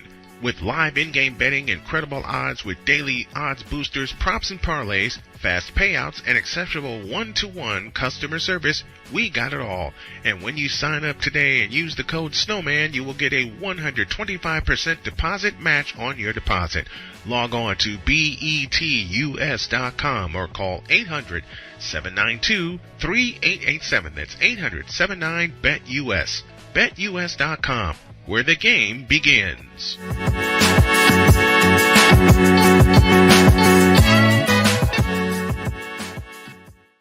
So this thing called sports, it has fans again. It has full stadiums, full arenas, and more. And you want to be a part of it, don't you? Of course you do. If you begin to scour the resale market, there will be tickets available. And what you need to get those tickets that you want so badly is SeatGeek. SeatGeek is the app available to you that lends a hand in helping you get the tickets that you want for the events that you want. SeatGeek rates the tickets on a 1 to 10 scale, and the best part is the tickets are vetted for authenticity, so you know what you are getting and you know you are not getting scammed.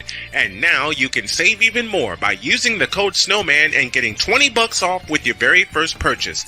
Yes, you can do all of that with the power of SeatGeek, helping you get to the games that you want, so you fans can fan. So let's all fan.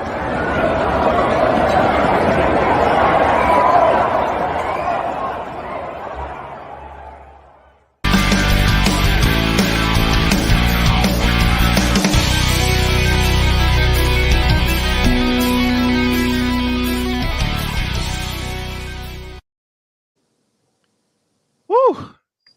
17-0 in favor of the Georgia Bulldogs, and I have this distinct feeling it may get worse before it gets better for the homestanding Texas Longhorns. Brian Snow here, Chris Simpson there.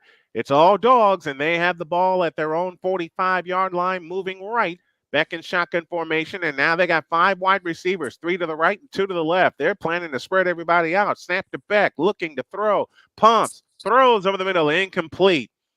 It'll be 2nd and 10. Kansas picked up a win today over Houston, 42-14.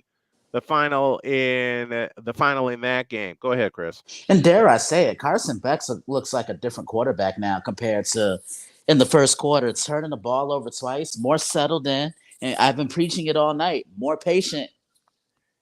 That's been your buzzword, and it's come true. It has come true. 2nd and 10 from the Georgia 45. Beck to throw, stepping up into the pocket, has time. Now flares it out to Lovett. Lovett has it across the 50. He's going to be short of the first down by about a yard. It'll be 3rd down and 1. It was Evans who made the catch and not Lovett. 5 and not 6.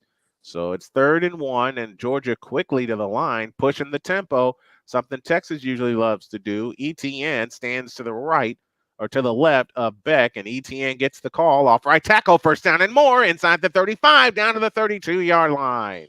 That's what I talk about. Trusting your blockers, not forcing it.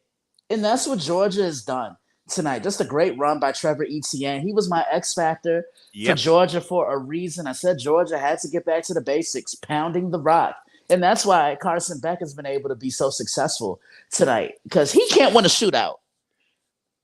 1st and 10 for the Georgia Bulldogs at the 32-yard line in Texas territory. Now Beck changing the play. Etienne in the backfield with Beck.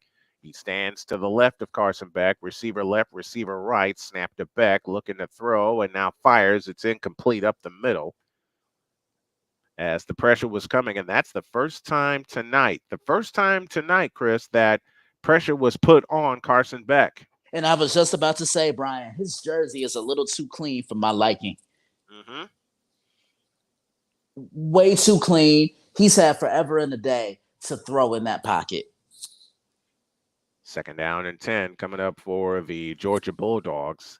And if you're Texas, you want to do once again what you did before, and that is hold them to a field goal.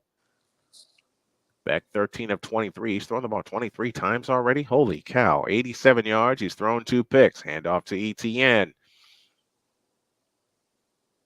And he's going to be dropped after about a gain of 2. That's Nate Frazier, I beg your pardon, with the carry that time. 3rd down and 8. 5 minutes left in the first half. Wouldn't be surprised if Texas calls a timeout here to stop everything, and they do.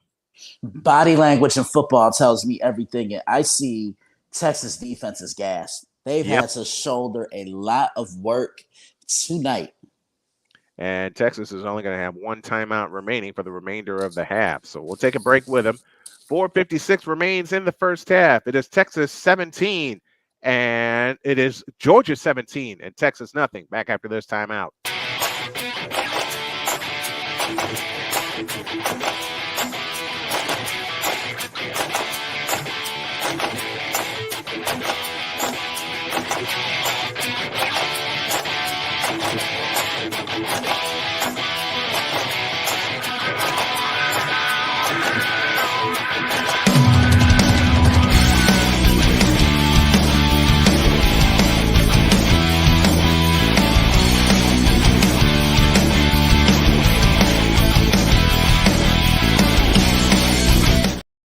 You mentioned something, Chris, body language. We took a look at Steve Sarkisian and saw how frustrated he is right now. Georgia 3 of 6 on third down with the ball on the right hash, moving right.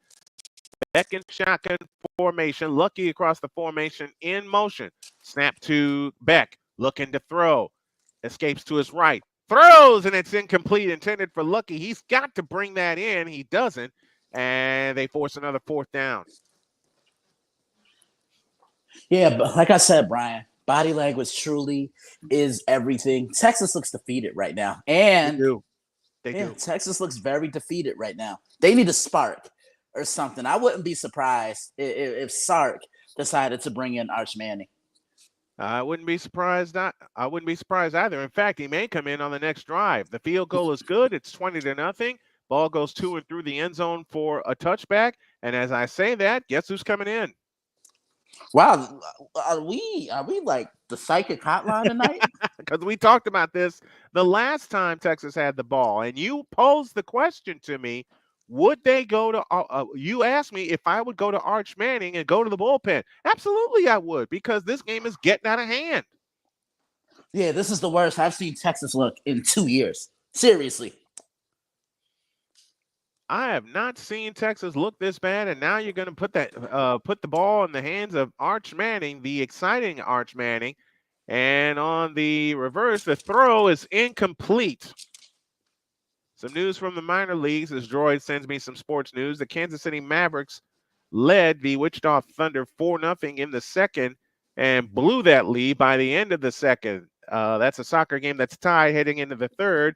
And Alex Ovechkin is now 40 goals away from tying Wayne Gretzky's goal record. Go get him, Ovi. 2nd down and 10 from the 25-yard line. Manning gets the snap and hands it off to Weisner, and he will get out to the 30. That's a 5-yard gain. It'll be 3rd and 5. And again, it bears mentioning one timeout left for Texas in the first half. One timeout. They've allowed 13 points, the Longhorns have, in this second quarter. They've allowed Georgia to seize control of the ball game.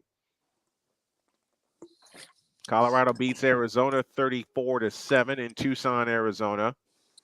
Yeah, it's a hockey game that I was reporting on. 3 receivers to the right, 2 to the left. Snap to Arch, back to throw, stepping up into the pocket, and down he goes. Texas is just bringing the heat in different ways tonight. I mean, hold that phone. There's a flag.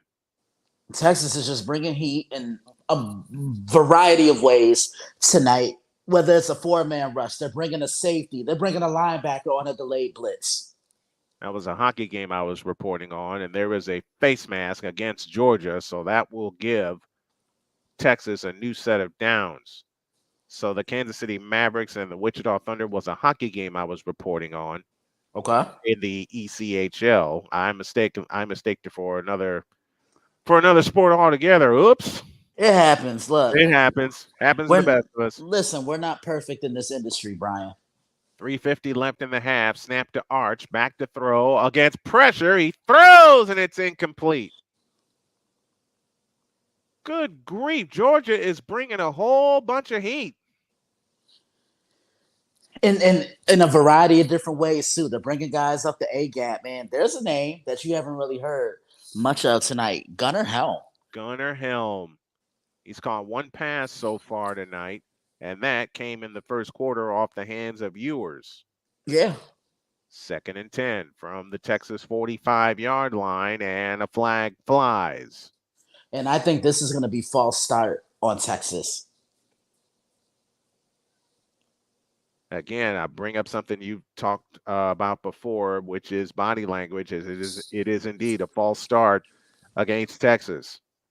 And I'll mention it again, only one timeout left for Texas in the first half as they try to get something going. They need something, and you thought Arch Manning would come in and give a spark, but it just seems as if Georgia's defense is teeing off on them as well. 2nd and 15, and Manning throws. It is caught by Gunnar Helm one more time out to the 48, maybe the 49-yard line. And it leaves 3rd down and 6 with 3:25 left in the first half. And the Georgia Bulldogs leading the Texas Longhorns 20-0. I don't think any of us expected this. I sure didn't. I know I sure didn't either, Brian. Manning in shotgun formation takes the belt high shotgun snap, looks to throw, and winds up and throws over the middle, and it's incomplete. Oh, that was way underthrown. That was nowhere close to his intended receiver. And they'll give up the football again. Wow. I am in shock. I am as well. This game is so far. And this is true Georgia Bulldog football, establishing themselves at the line of scrimmage, but most importantly, establishing the tempo of the game in your favor. And that's exactly what Georgia's done tonight. And what did you say about body language and about Georgia being patient? Here's the punt. And it will go into the end zone for a touchback, and Georgia takes the ball at their own 20-yard line. One thing I can say about the sport of football, no matter what level you're at, you have to be able to put the bad plays behind you. And Georgia did. And look at why. This is exactly why. They're up 20-0. They're in the driver's seat right now. A touchdown here, and they may be even more so in the driver's seat. But let's see what happens with the Texas defense. 1st and 10 for the Georgia Bulldogs. They'll start at their own 20-yard line. I see a motion guy. Anytime I see a guy in motion, they're getting the ball. That means they're just jump-starting the route. The handoff to ETN, and he'll be dragged down right about at the line of scrimmage. No gain on the play. 2nd down and 10. 2:44 left in the first half. And it's all Georgia. They lead the Texas Longhorns in this top 5 battle 20-0. And I said back in the first quarter that a score would lift the lid off of this game. Well, Georgia got the first score. Not only did they lift the lid off of this place, they have quieted down 100,000 plus at Memorial State, at Darrell K. Royal Memorial Stadium. 2nd and 10. And the one thing, when you're a visiting team, you want to go in there and you want to silence the crowd. I compare it to a boxing fight. You want to throw the first punch. Yep. Out to Lovett. He'll get 9 to the 29-yard line. And that'll take us down to 2 minutes left in the first half. 2 minutes left in the first half, and it's all Dogs. They lead 20-0. Let's pause for this timeout.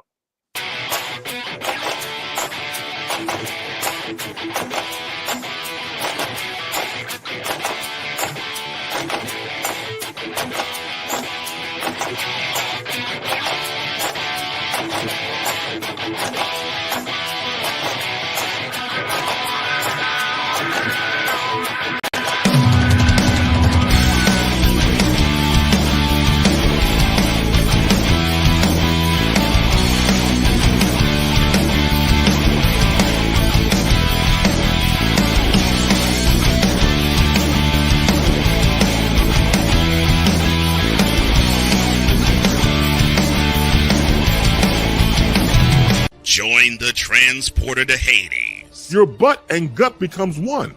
Join the reformer of hooker whores. This is my daughter, Placenta Booty Johnson. Join the bronze god. Whenever you are in distress, take off your baseball cap and throw it in the air. Join your very own superhero of broadcasting, Chris Bass. So whatever color crayon they get, they palm it and do 2 circles, and that translates to I can beat up black people. As she takes you through the week's paces in Baseline. Live every Saturday at 8 a.m. Eastern, 7 a.m. Central, Pacific Time Zone people, just stay asleep when this is on live and just catch the recording. Oh, I'm sorry.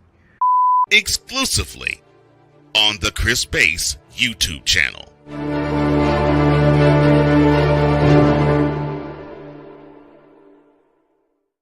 Whether it's news, the largest egg producer finds bird flu in chickens at a Texas plant, weather, devastating tornadoes rip through the heart of the United States, inspiration, a breast cancer survivor completed the journey of chemotherapy, and now begins a future one of matrimony, or sport. sports. Michael Jordan is shown on a photo with Diddy. LeBron James has a video extolling the virtues of a Diddy party. This has been yet another beating a dead horse presentation. We got you covered. BS3 Network, in association with Comey Media Incorporated, proudly present The Morning Shift with Cole Johnson. Live every weekday at 8 a.m. Eastern, 7 a.m. Central.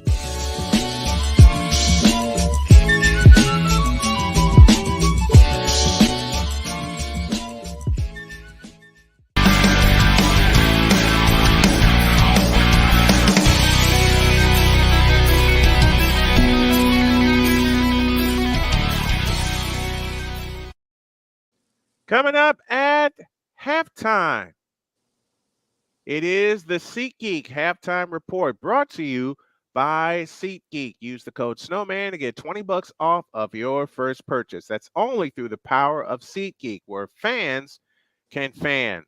Brian Snow here, Chris Simpson there, and who saw this coming? I know I didn't. I'm thinking we're going to see a close game. And yeah, but hey, this is the beauty of football. You just never know what you're going to get. You truly had to expect the unexpected. But Georgia, I think there was some concern about them after they played Alabama. Mm-hmm. Then not looking the greatest against Kentucky before the Alabama game. Almost should have lost that game. 3rd and 1, the handoff is not going to go anywhere, and they'll lose a yard. So Texas gets a stop that they need, and it'll be 4th and 2. And you would think that Texas would use their final timeout to have as much time as they want, as they can have. UCF leads Iowa State 21-14. They're headed toward the half in that game. And that's the first time we've seen Collins make a big stop like that. It really is. Again, Texas needs a miracle at this point. They do. They do. SMU over Stanford, leading 21-7 in that game. And this is after Ewers returned from injury and led Texas to a dominating win over Oklahoma in the Red River rivalry. But now nothing has gone right for Texas in the first half, Chris. Nothing at all. You talk about being physically dominated. You talk about being punched in the mouth. That's exactly what has happened tonight to the Texas Longhorns. And not only that, Kirby Smart is out coaching Steve Sarkisian. And now they're going to line up, maybe go for it on 4th and 1 from the 29. No, they're not. They're going to let the clock run out. They'll take the timeout taken by Georgia. That's their first timeout left in first timeout of the half. They'll have 2 remaining. And I'll tell you what, Chris, this Georgia defense has frustrated Texas to this point. 10 points off of turnovers, a 20-0 lead, and nothing has gone right for the Texas Longhorns. No, nothing at all. Texas normally likes turning games into that track meet, like we just mentioned at the top, and they haven't been able to get out of their own way whatsoever. Really can't run the football. Passing game has been nowhere to be found. What's really going on? Well, they met and established, and I go back to what Chris Dietz said on Thursday morning, that Texas is trying to establish themselves as an SEC team. Georgia's already there. So on 4th down, Georgia will punt it away, as Brett Thorson will punt for the 3rd time tonight.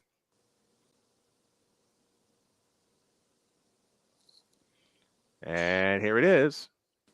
You know, a confidence builder for Texas would be able to punch the football into the end zone before the half. Because going in and not scoring points in a half, it could really just chip away at your confidence. And Georgia's done a good job chipping away at their confidence already, and Texas needs a score, and they need it badly just to give themselves a semblance of feeling like they're in the ball game. They need something. They do. They do. 20-0 our score in favor of the Georgia Bulldogs, and Arch Manning comes back out onto the field to try to get some kind of spark in this Texas offense, which has, ready for this, folks, 52 yards to date. And they haven't converted on third down yet. That's another 20. reason I think. Manning to throw, and off he goes. 25-30, first down and more across the 40, dives to the 41-yard line on a gain of 21.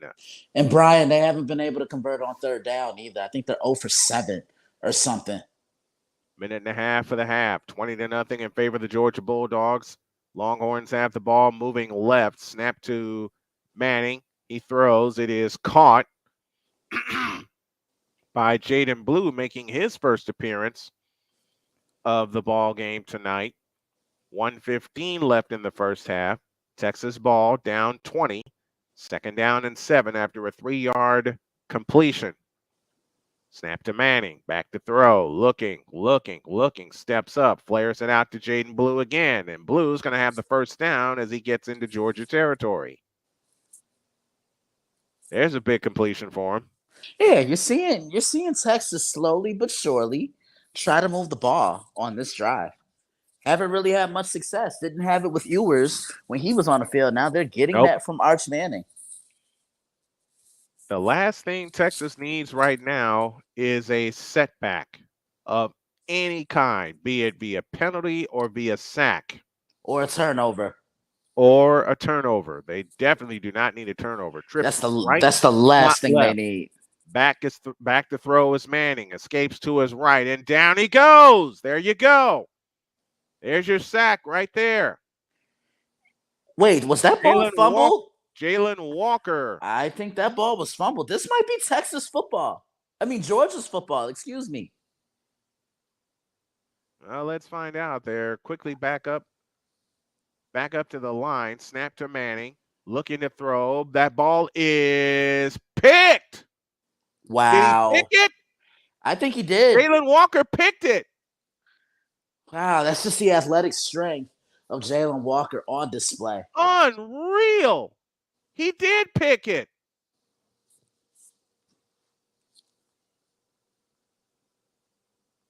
No, that ball was out. That ball was out before Manning could bring his arm forward. That ball was out. So that's Georgia football. That's another turnover, Brian. We just said they couldn't afford another turnover. And that's their third one. And Georgia will try to turn this into points. 25 seconds left in the first half.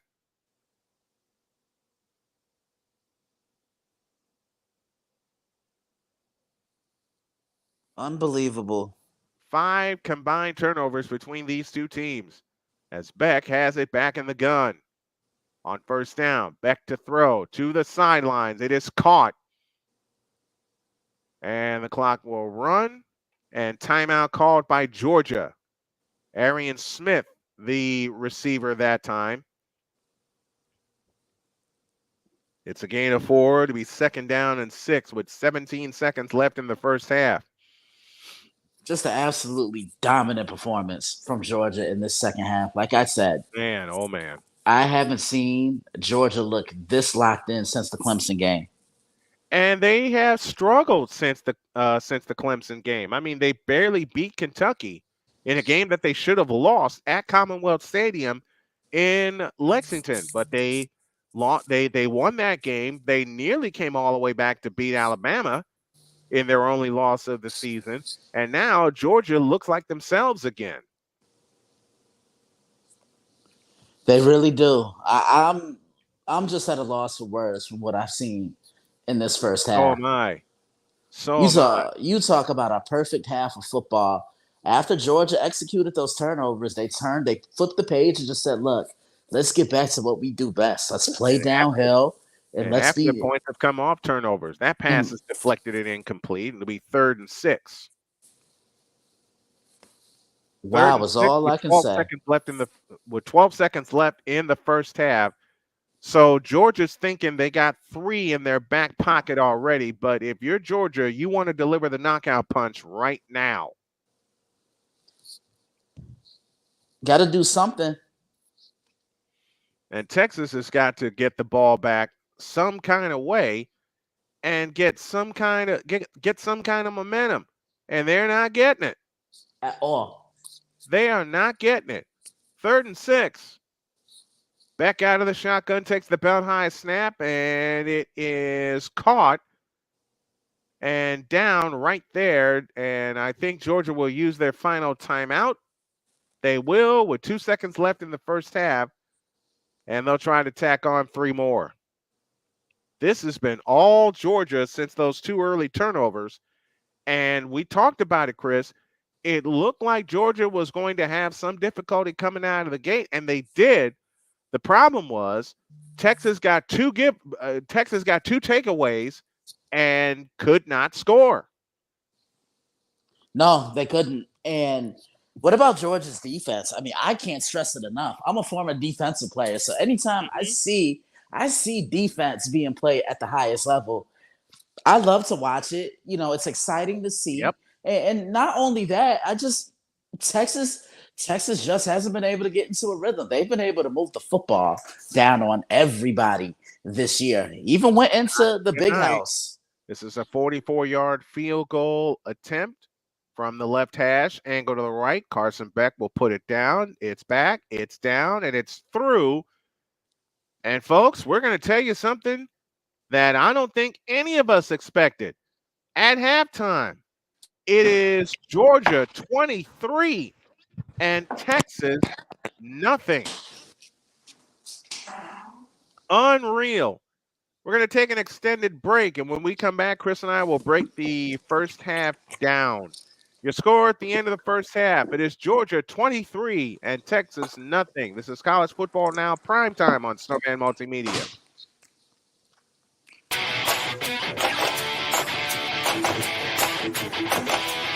Hey everybody, Snowman here. Looking for the best way to experience live events? Well, SeatGeek has you covered. With just a few taps on your phone, you can find the best seats for concerts, sports, theater, and more. Don't miss out on unforgettable moments. Download the SeatGeek app today and get ready for an experience like no other.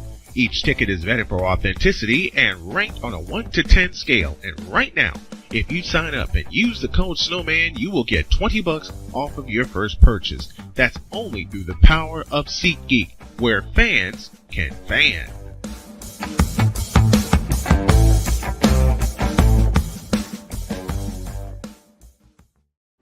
Are you ready to upgrade your coffee game?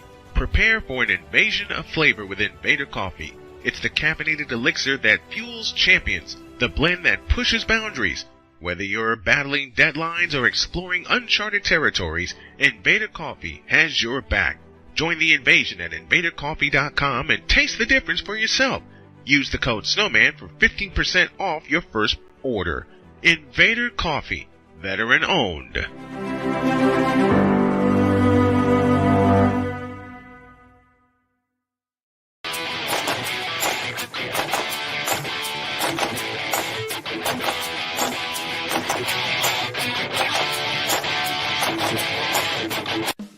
Attention sports fans, looking for the ultimate gear and apparel to show your team pride? Look no further than Fanatics, the #1 destination for sports enthusiasts. Visit snowmanmultimediasports.com today and shop a wide selection of officially licensed merchandise from your favorite teams and players. From jerseys to hats to accessories to collectibles, Fanatics has it all. Don't miss out on the chance to elevate your game day experience.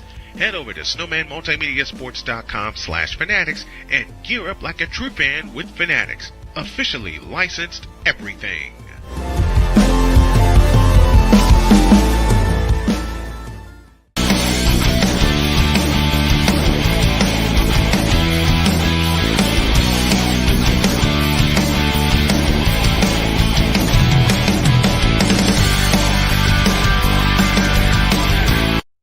Sports bettors, listen up.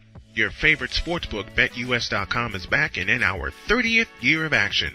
With live in-game betting, incredible odds with daily odds boosters, props and parlays, fast payouts, and exceptional one-to-one customer service, we got it all. And when you sign up today and use the code SNOWMAN, you will get a 125% deposit match on your deposit. Log on to betus.com or call 800-792-3887. That's 800-79-BET-US. BetUS.com, where the game begins.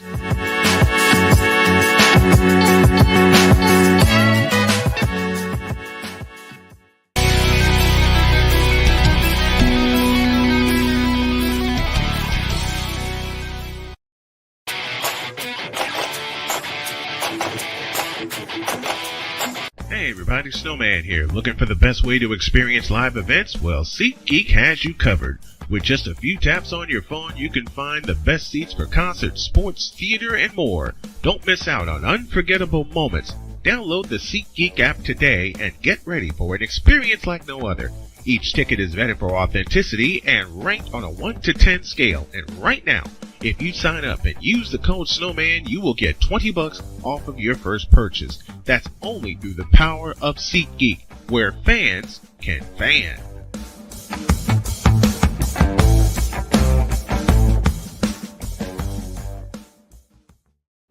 Are you ready to upgrade your coffee game?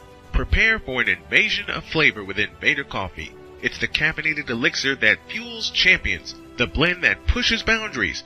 Whether you're battling deadlines or exploring uncharted territories, Invader Coffee has your back.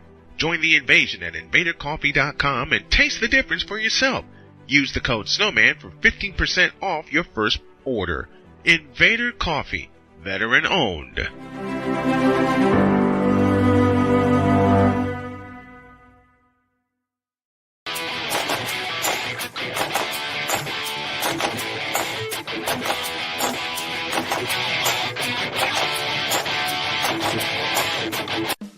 Attention sports fans, looking for the ultimate gear and apparel to show your team pride? Look no further than Fanatics, the #1 destination for sports enthusiasts. Visit snowmanmultimediasports.com today and shop a wide selection of officially licensed merchandise from your favorite teams and players.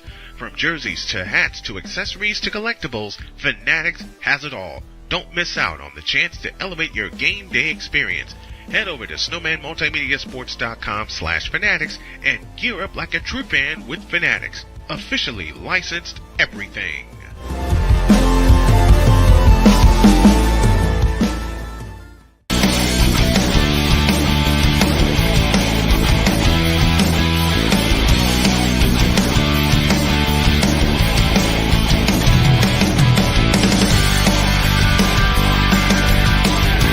Sports bettors, listen up.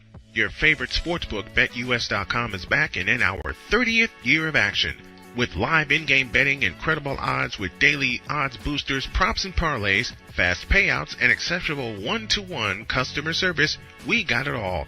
And when you sign up today and use the code SNOWMAN, you will get a 125% deposit match on your deposit. Log on to betus.com or call 800-792-3887. That's 800-79-BET-US. BetUS.com, where the game begins.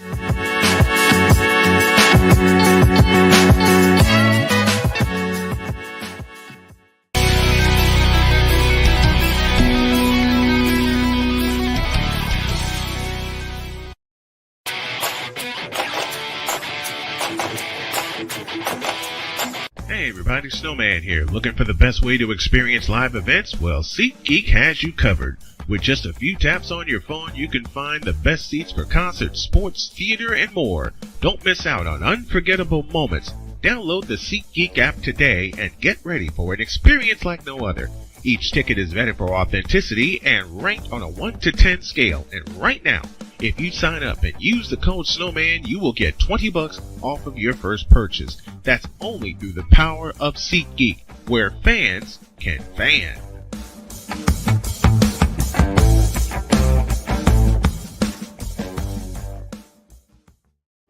Are you ready to upgrade your coffee game?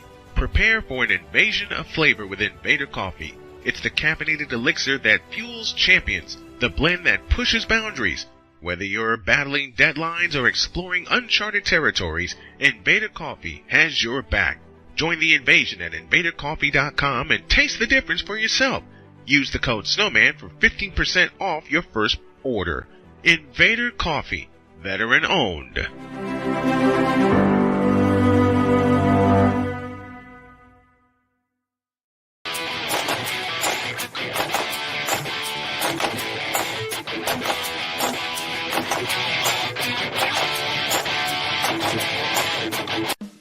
Attention sports fans, looking for the ultimate gear and apparel to show your team pride? Look no further than Fanatics, the #1 destination for sports enthusiasts. Visit snowmanmultimediasports.com today and shop a wide selection of officially licensed merchandise from your favorite teams and players. From jerseys to hats to accessories to collectibles, Fanatics has it all. Don't miss out on the chance to elevate your game day experience. Head over to snowmanmultimediasports.com/fanatics and gear up like a true fan with Fanatics. Officially licensed everything.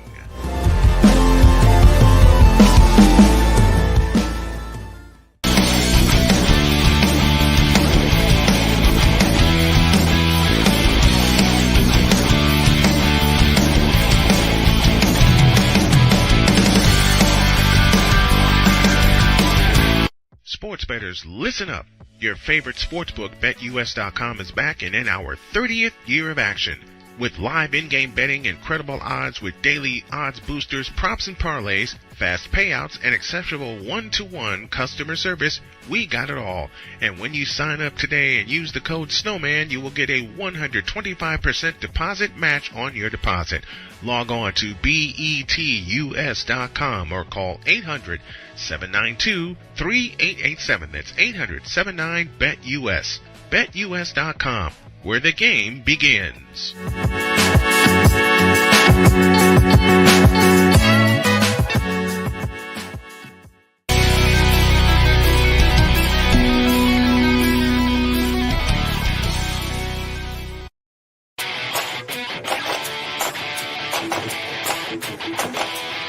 Hey everybody, Snowman here. Looking for the best way to experience live events? Well, SeatGeek has you covered.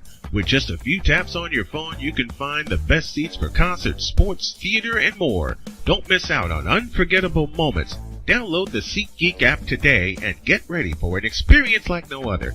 Each ticket is vetted for authenticity and ranked on a 1 to 10 scale. And right now, if you sign up and use the code SNOWMAN, you will get $20 off of your first purchase. That's only through the power of SeatGeek, where fans can fan.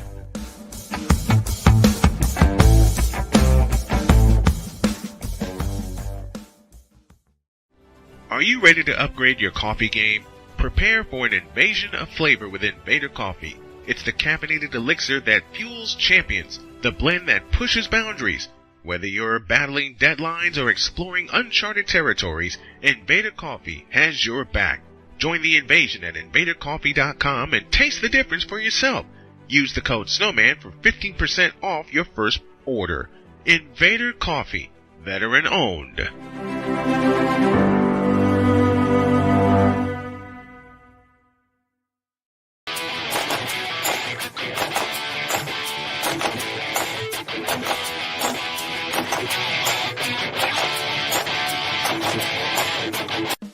Attention sports fans, looking for the ultimate gear and apparel to show your team pride? Look no further than Fanatics, the #1 destination for sports enthusiasts. Visit snowmanmultimediasports.com today and shop a wide selection of officially licensed merchandise from your favorite teams and players. From jerseys to hats to accessories to collectibles, Fanatics has it all. Don't miss out on the chance to elevate your game day experience. Head over to snowmanmultimediasports.com/fanatics and gear up like a true fan with Fanatics. Officially licensed everything.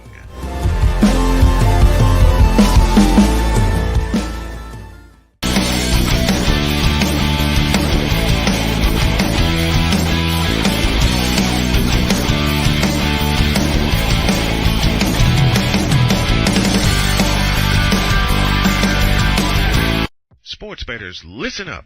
Your favorite sportsbook, BetUS.com, is back and in our 30th year of action.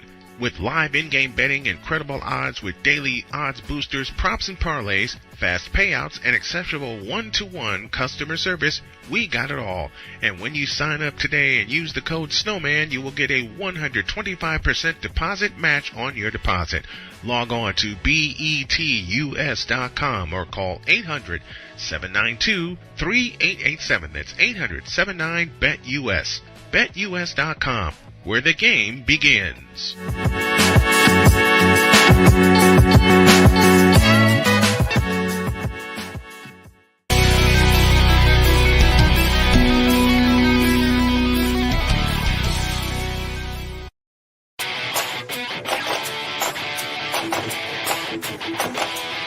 Hey everybody, Snowman here. Looking for the best way to experience live events? Well, SeatGeek has you covered. With just a few taps on your phone, you can find the best seats for concerts, sports, theater, and more. Don't miss out on unforgettable moments. Download the SeatGeek app today and get ready for an experience like no other. Each ticket is vetted for authenticity and ranked on a 1 to 10 scale. And right now, if you sign up and use the code SNOWMAN, you will get $20 off of your first purchase. That's only through the power of SeatGeek, where fans can fan.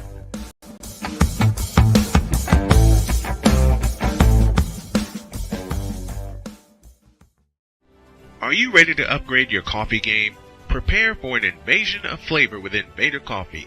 It's the caffeinated elixir that fuels champions, the blend that pushes boundaries. Whether you're battling deadlines or exploring uncharted territories, Invader Coffee has your back. Join the invasion at invadercoffee.com and taste the difference for yourself.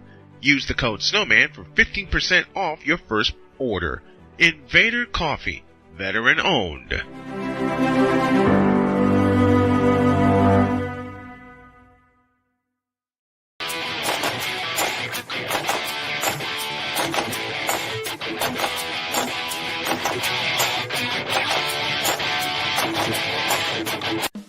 Attention sports fans, looking for the ultimate gear and apparel to show your team pride? Look no further than Fanatics, the #1 destination for sports enthusiasts. Visit snowmanmultimediasports.com today and shop a wide selection of officially licensed merchandise from your favorite teams and players. From jerseys to hats to accessories to collectibles, Fanatics has it all. Don't miss out on the chance to elevate your game day experience. Head over to snowmanmultimediasports.com/fanatics and gear up like a true fan with Fanatics. Officially licensed everything.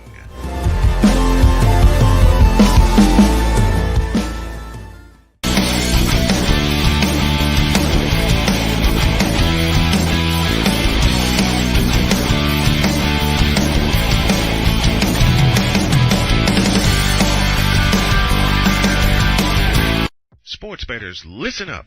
Your favorite sportsbook, BetUS.com, is back and in our 30th year of action. With live in-game betting, incredible odds with daily odds boosters, props and parlays, fast payouts, and exceptional one-to-one customer service, we got it all. And when you sign up today and use the code SNOWMAN, you will get a 125% deposit match on your deposit. Log on to betus.com or call 800-792-3887. That's 800-79-BET-US. BetUS.com, where the game begins.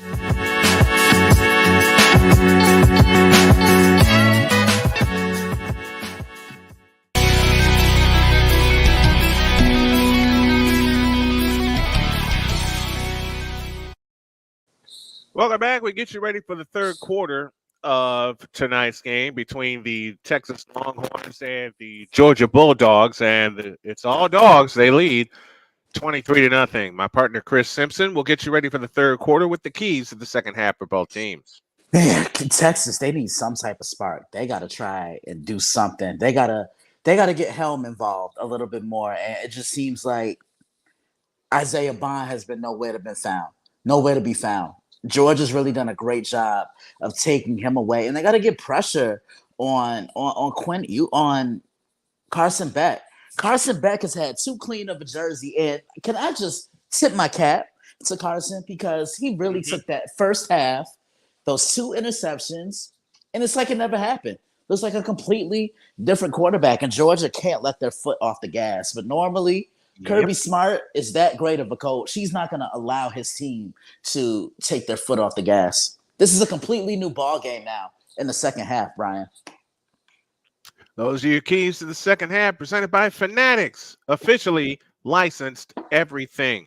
Chris and I will bring you home for the second half of tonight's game. It's Georgia 23 and Texas nothing. Second half after this.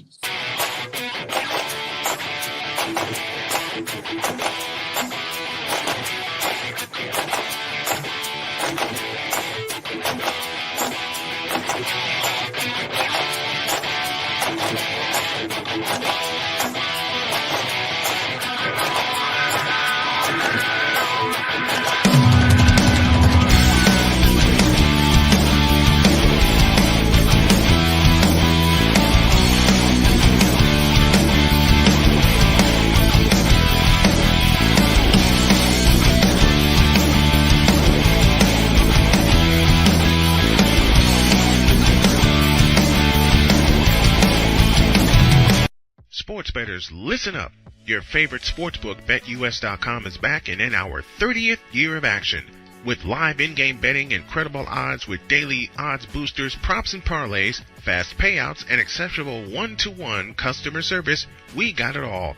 And when you sign up today and use the code SNOWMAN, you will get a 125% deposit match on your deposit. Log on to betus.com or call 800-792-3887. That's 800-79-BET-US.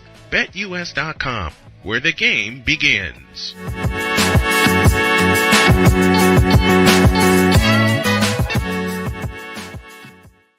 So this thing called sports, it has fans again. It has full stadiums, full arenas, and more. And you want to be a part of it, don't you? Of course you do. If you begin to scour the resale market, there will be tickets available. And what you need to get those tickets that you want so badly is SeatGeek. SeatGeek is the app available to you that lends a hand in helping you get the tickets that you want for the events that you want.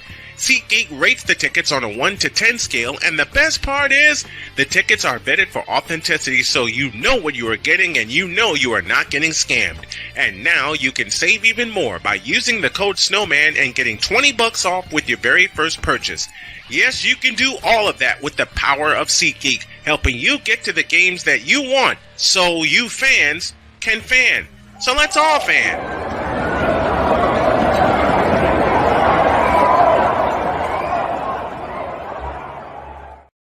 All right, third quarter getting ready to get started here as the Bulldogs will try a pooch kick, and Texas is ready for it. They'll jump on it at the 40-yard line, and that is where the Longhorns will get the ball first to start the second half. And Chris, I go back to your point that you made at the top of the broadcast. Something has got to get established. Each of these teams are looking to establish something. Texas wanted to establish tempo. Georgia wanted to establish supremacy. So far, it's all Georgia. Yeah, it's been all Georgia, and the Bulldogs haven't looked back. They've done it on both sides of the ball. A balanced attack offensively and a physical effort on the defensive side. This is the Georgia team that we've come to know since 2021, thinking that you have a chance to get back into the game, and then they just absolutely punch you.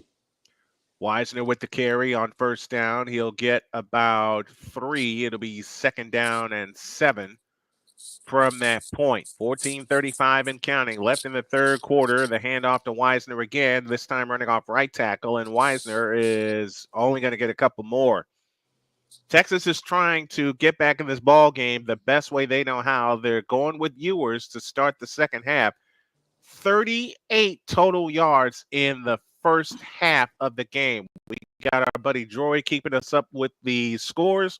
LSU gets a field goal. They now lead 27-10 over Arkansas, and UCF stretched their lead over Iowa State 28-14. Third down.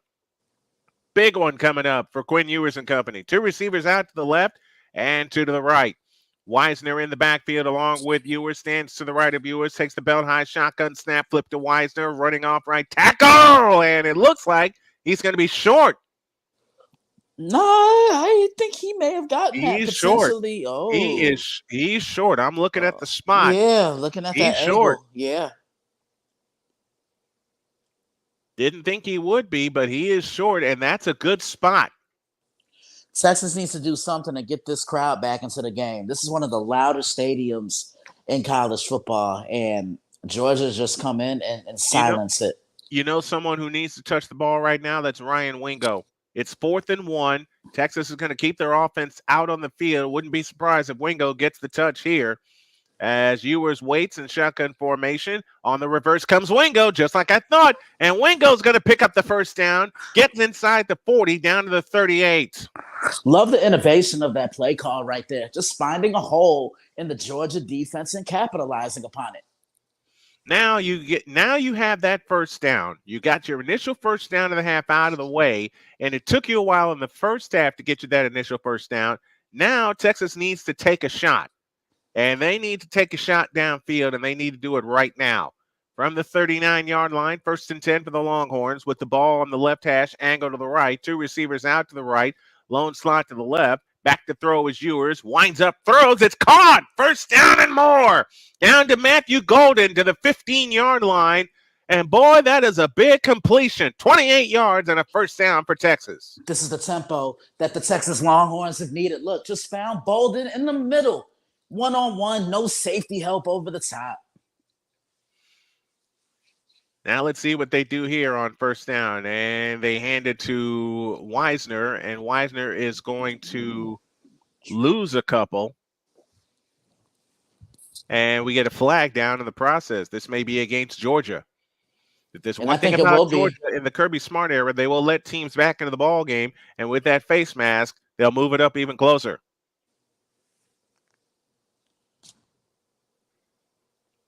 Yeah, this is the best drive I've seen from Texas all game long. Being able to move the ball down the field. AB Media says, what's wrong with the Longhorns? They've been stuffed. That's what. They've been they must score 7. Yeah, do not leave points on the table, as you always like to say, Brian. Snap to Ewers, out to Wisner on the right side, and he's brought down quickly. After only about a gain of 1, second and goal from that point. C.J. Allen with the stop that time for Georgia. And this has got to be 4-down territory if you're the Georgia Bulldogs. You've already converted 1 4th. If you're the Texas Longhorns, I beg your pardon. You've already converted 1 4th down. A second one will get you in the end zone, but you've got to score 7. Ewers out of the shotgun, dual backs behind him. Snap to Ewers, looking to throw, fires, tipped, incomplete. And that's the beauty. And that's the beauty of what a defensive end is able to do. Although he was locked up, and although he couldn't get home to the quarterback, he still found a way to impact the play. Got his hands up, knocked the ball down. Yep. And that's what that's what you do if you're a defensive end. And like you said, Chris, if you can't get to him, get your hands up in the air. Absolutely. 3rd and goal. Golden needs to touch the ball again. Trips left, slot right. Ewers out of the shotgun with Wisner standing to the right of Ewers. Snap to Ewers. Back to throw. Looking. Fires over the middle, and it is incomplete. And a flag flies in for interference. There we go. I knew there was a little too much contact there. Yep. Right in the back of the end zone. Brian, I honestly think if you're going to call someone's number, you got to call Isaiah Bond's number. He's your best playmaker on the perimeter. Get the ball in the hands of your playmaker and let him work. You gotta get it to Bond. Bond has got to touch the ball here. You got Golden in the offense, and he was the intended receiver on this play. This is one where Bond has got to touch the ball. And they got to touch the ball and he has to touch the ball right now with 11:01 left in the 3rd quarter. Receiver across the formation in motion. Ewers in shotgun formation. Takes the belt high snap. Out to the right side for Bond, and he's in. Touchdown, Texas. Love that little rub route that he ran. Fake like he was going in motion one way and that cuts outside. And a route like that is the simple fact that it forces your defensive back into a terrible situation because you think he's going one way, that he cuts out. He's by himself. Devontae Adams has made a career off running routes like that, faking the motion and then cutting back outside. And that's what Bonds did, going into the left corner of the end zone. It's 23-6, and I would suspect they'll go for 2 here to try to cut into this lead even more because they have been dominated up to this point. Jaden Blue in the ball game this time. He sprints across the formation in motion. Back to throw is Ewers, and it is caught. He's got it. That's Bond again. Again, he's your best playmaker. Feed your boys the football. Get the ball in the hands of your best playmaker and watch him do the rest. He's the reason why Texas is on the board here. Oh, boy. Well, we just may have something here, folks. 10:57 left in the third quarter. It is Georgia 23 and Texas 8, but the Longhorns are trying to come all the way back. We'll be back in a moment.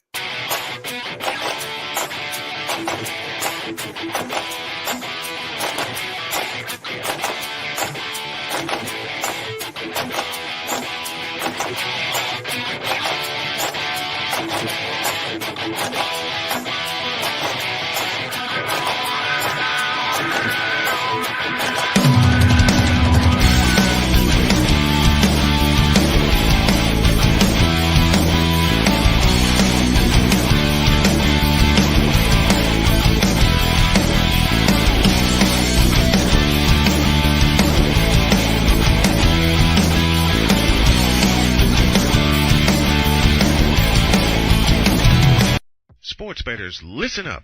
Your favorite sportsbook, BetUS.com, is back and in our 30th year of action. With live in-game betting, incredible odds with daily odds boosters, props and parlays, fast payouts, and exceptional one-to-one customer service, we got it all. And when you sign up today and use the code SNOWMAN, you will get a 125% deposit match on your deposit. Log on to betus.com or call 800-792-3887. That's 800-79-BET-US. BetUS.com, where the game begins.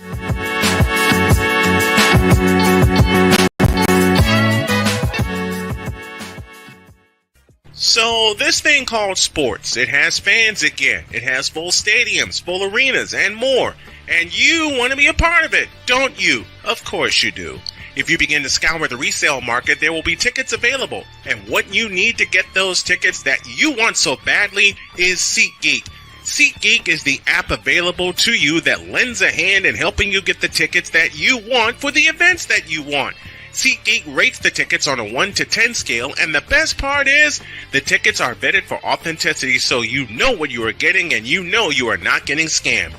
And now you can save even more by using the code SNOWMAN and getting $20 off with your very first purchase. Yes, you can do all of that with the power of SeatGeek, helping you get to the games that you want, so you fans can fan. So let's all fan.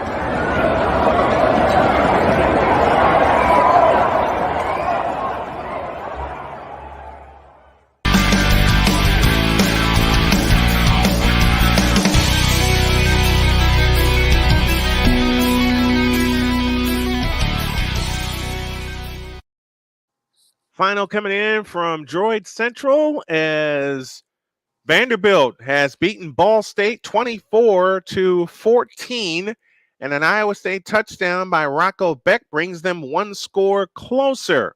Michigan State leads Iowa 22-14. The kick is off, and it will be to and through the end zone for a touchback. To Chris now, and what do the Dogs have to do to reestablish momentum? Play with that balanced attack that you did all in the first half, getting lucky the football, establishing Trevor Etienne. That's been the focal point tonight, is feeding Trevor Etienne the ball, because it seems like Georgia's been getting away from running the ball as of late. Yep, and Etienne is the key. 1st and 10 for the Dogs from their own 25-yard line, moving left. Etienne may get the first call here of the second half. Iori has joined us from the West Coast, and the handoff is indeed to Etienne, and he pushes his way forward for about 4.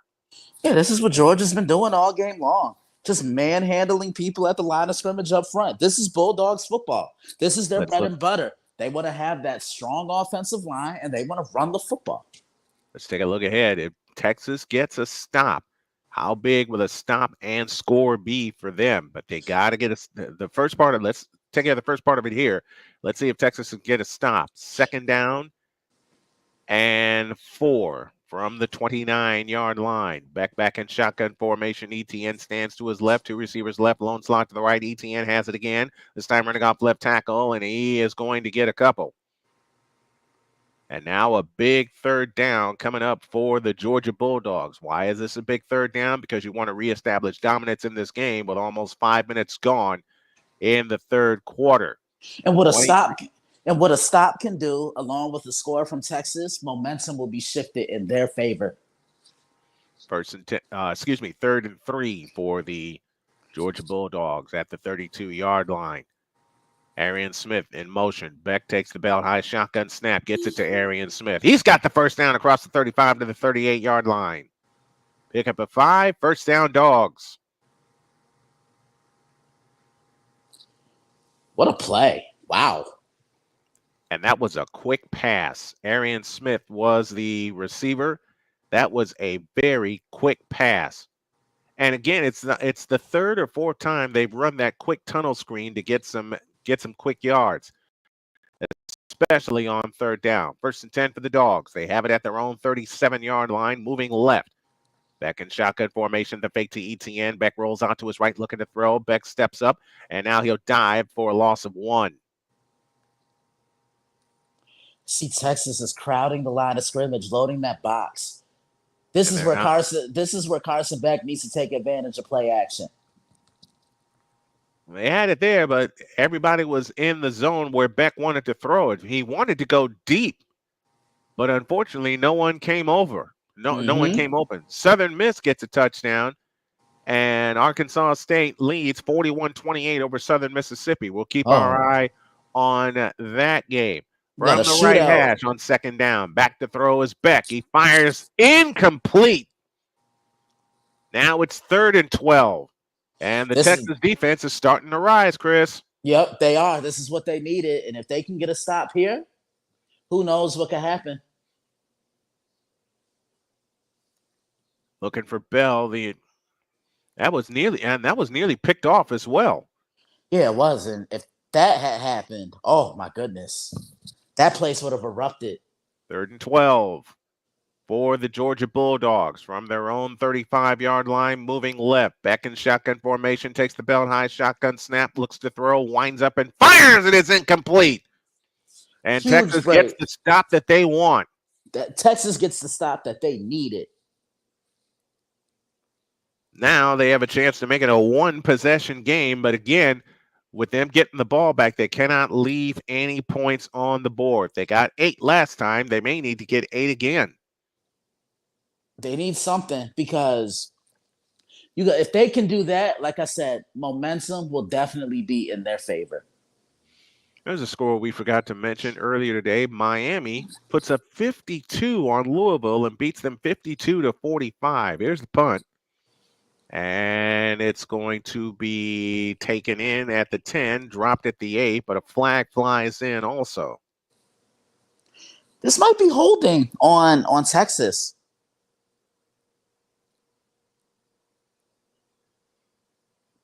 Yeah, this might be a hold. That's exactly Brian. what it is.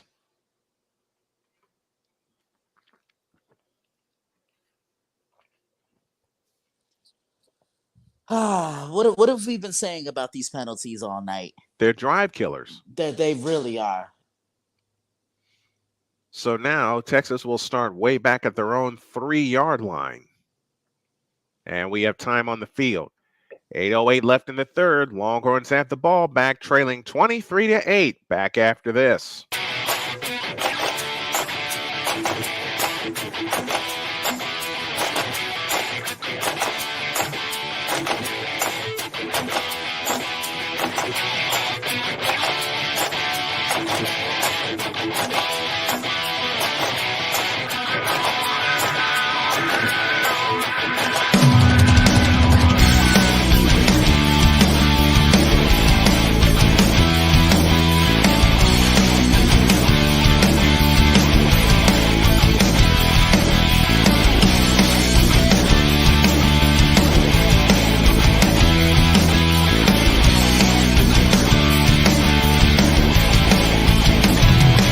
Sports bettors, listen up. Your favorite sportsbook, BetUS.com, is back and in our 30th year of action. With live in-game betting, incredible odds with daily odds boosters, props and parlays, fast payouts, and exceptional one-to-one customer service, we got it all. And when you sign up today and use the code SNOWMAN, you will get a 125% deposit match on your deposit. Log on to betus.com or call 800-792-3887. That's 800-79-BET-US. BetUS.com, where the game begins.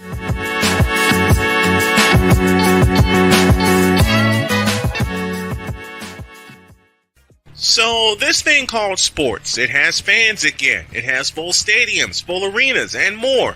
And you want to be a part of it, don't you? Of course you do. If you begin to scour the resale market, there will be tickets available. And what you need to get those tickets that you want so badly is SeatGeek. SeatGeek is the app available to you that lends a hand in helping you get the tickets that you want for the events that you want. SeatGeek rates the tickets on a 1 to 10 scale, and the best part is the tickets are vetted for authenticity, so you know what you are getting and you know you are not getting scammed. And now you can save even more by using the code SNOWMAN and getting $20 off with your very first purchase. Yes, you can do all of that with the power of SeatGeek, helping you get to the games that you want, so you fans can fan. So let's all fan.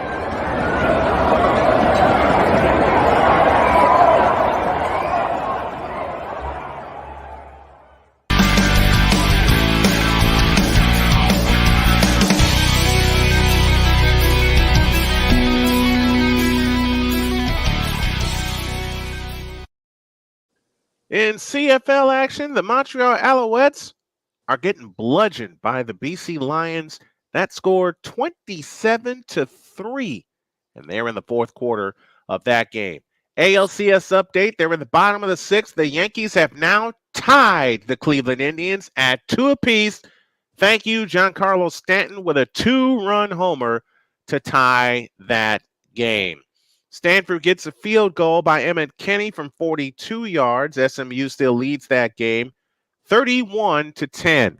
Business here as the Texas Longhorns look to get back in the game, and they'll start from their own 5 as Ewers from the end zone unloads one, and it is caught! He caught that.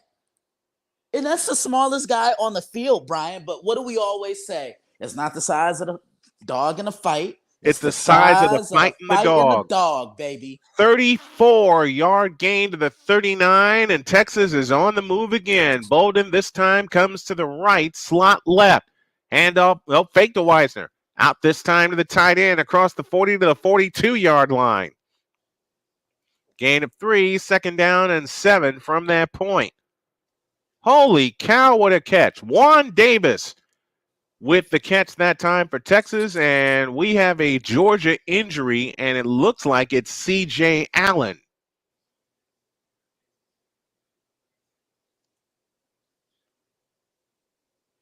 Dare I say it? Do you think things are kind of shifting right now, Brian? Looks You think Georgia's defense is a little fatigued?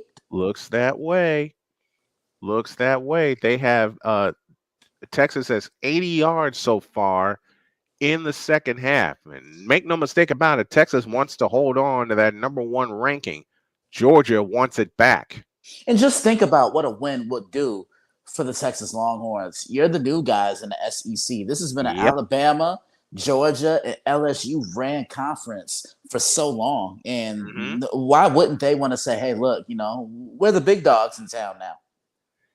Well, they got to come back and get this one to establish that. And I go back to what Deet said throughout Thursday's show. They have to establish themselves in the SEC. So we get a look at Jalen Walker, and C.J. Allen will make his way to the sideline. A little bit of a limp to him, but it's second down and 6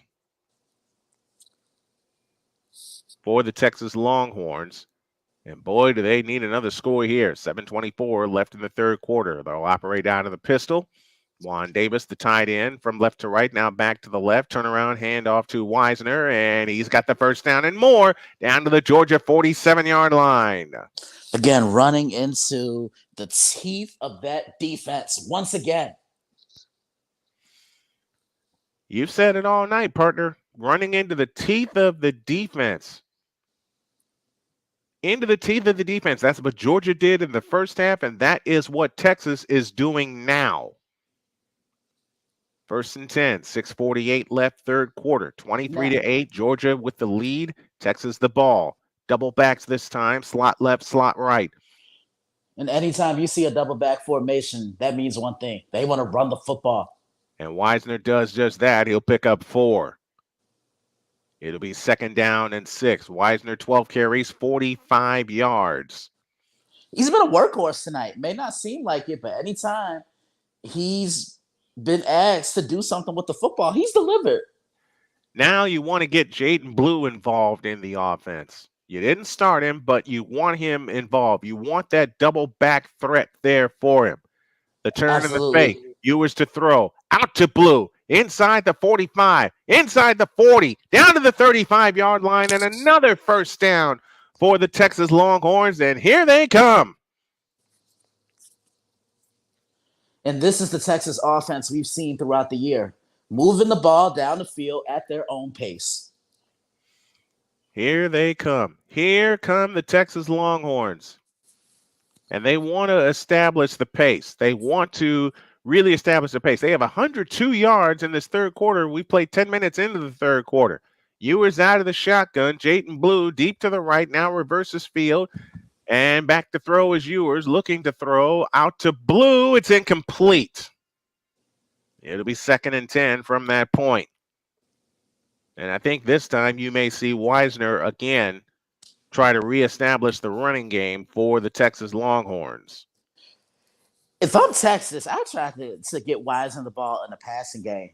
And what I mean by that is get him in a situation where he has one-on-one against the linebacker, because the linebacker can't defend a running back. 2nd and 10. The handoff to Wisner. He'll pick up 5.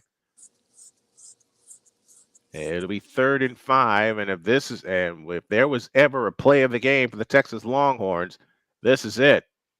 3rd and 5 coming up. They're quickly to the line. They want to establish tempo. Georgia 7 on the line. The handoff to Wisner, and he's going backwards. Oh, Georgia was ready for that one. They sure were. Georgia was definitely ready. And now it is 4th down. And if you're Texas, do you keep your offense on the field or do you take 3 points? I would be smart and I would take the 3 points because you're not always guaranteed to get it on 4th down. And they're going to try it 4th and 6. They're keeping their offense on the field. Ewers in shotgun formation, 2 receivers out to the right and 2 to the left. That is Wisner in the backfield along with Ewers. And Ewers gets the belt high snap and throws. It is incomplete and Georgia turns him away. I would have taken the 3 points. Look, you're already down. And who's to say Georgia won't go on a little bit of a drive and milk the clock? Yep. Exactly. Now you give Georgia the football and you give it to them in an area that is not in the shadow of their own goal line. So Georgia comes up with a stop, and we got more scores and updates for you. Georgia ball when you all get back.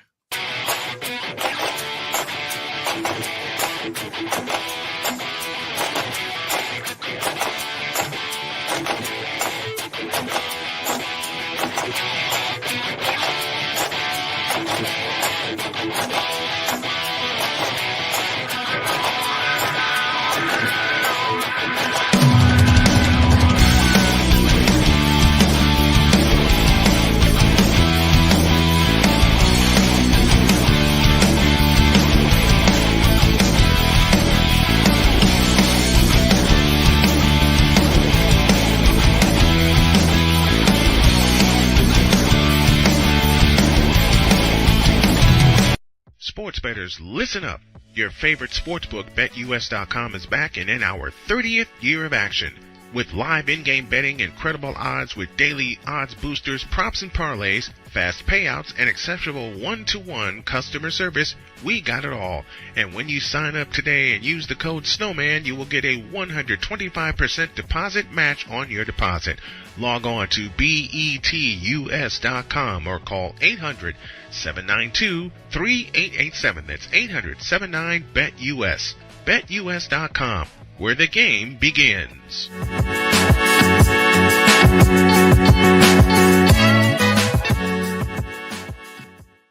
So this thing called sports, it has fans again. It has full stadiums, full arenas, and more. And you want to be a part of it, don't you? Of course you do. If you begin to scour the resale market, there will be tickets available. And what you need to get those tickets that you want so badly is SeatGeek. SeatGeek is the app available to you that lends a hand in helping you get the tickets that you want for the events that you want. SeatGeek rates the tickets on a 1 to 10 scale, and the best part is the tickets are vetted for authenticity, so you know what you are getting and you know you are not getting scammed. And now you can save even more by using the code SNOWMAN and getting $20 off with your very first purchase. Yes, you can do all of that with the power of SeatGeek, helping you get to the games that you want, so you fans can fan. So let's all fan.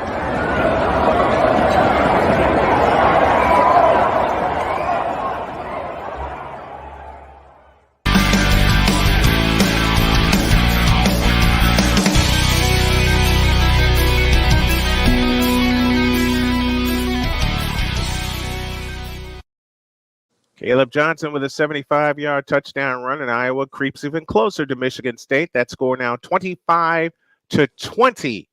And Kentucky gets a touchdown. Gavin Winsat, a 1-yard touchdown run. Florida still leads Kentucky 27-20 there in the third quarter. LSU gets a touchdown from Caden Durham, a 1-yard run. They lead that game over Arkansas 34-10. And I'm being told that Iowa State has just tied things up with University of Central Florida. No, it's not a tie game. The extra point was blocked. 28-27 UCF with the lead. Now Georgia has the ball moving left on first down. They try the pitch pass and it goes backwards. I just want to know how he got there unblocked. Who was supposed to cover him? No one. Well, unfortunately, no one covered him. Wow, because you just talk about a blown assignment, Brian. Mm-hmm. He was right there waiting for him. Second down and 15 as we count down to 3:45 left in the third period. 23-8, Georgia with the lead. Tight end across the formation in motion. Beck in shotgun formation takes the belt high snap, hands it off to Etienne, and Etienne will get across the 30 to about the 33. It leaves third down and 8 coming up for the Georgia Bulldogs. And if you're the Dogs, the one thing you don't want to do is give Texas the ball back with confidence. Yeah, because if that happens, there's going to be a huge momentum shifter in this game. North Texas leads Memphis now 31-28 with 2.5 to go in the third quarter. Georgia 4 of 11 on third downs tonight. They want to get this one here. Snap to Beck. Back to throw. Winds up and throws. Sideline. It's intercepted. 30, 20, 15, 10. And there's a flag down as they have the ball. Texas does inside the 10-yard line. But let's check the flag. I think this is going to be holding on Texas, Brian. That's what Kirby Smart is signaling. I think this is going to be holding. I saw a little bit of contact. I saw some contact. Let's see. And if it is holding against Texas, that's a first down for the Dogs. Let's see it. I'm looking at the. Yeah. There it is. He definitely looking at out. Yeah, I'm looking at it.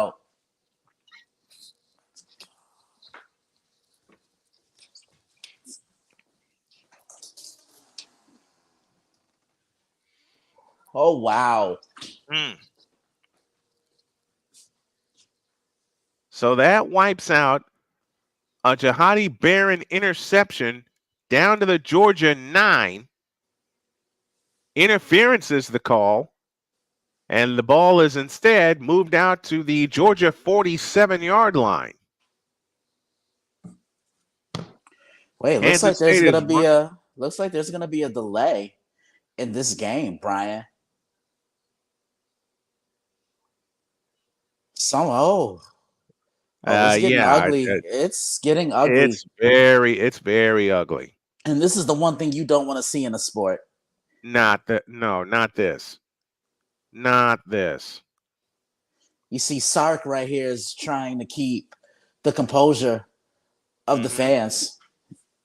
Oh, this is one thing. Look, I get frustrations boil over, but don't do anything. But don't litter your field like this, man. Yeah. And that was a blatant hold because Brian it was. His hands creeped up to his shoulder pads. And when that happens here, I'm looking at the replay right here. It's zone coverage.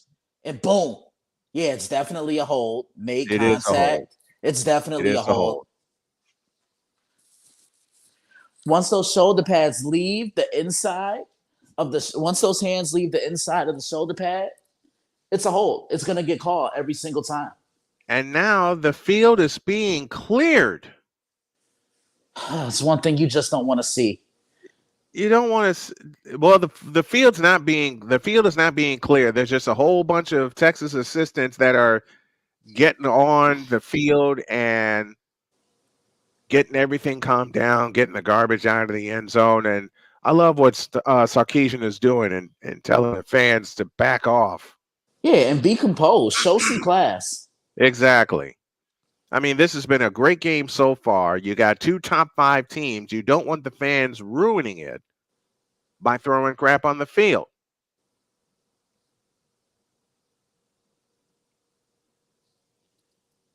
Exactly.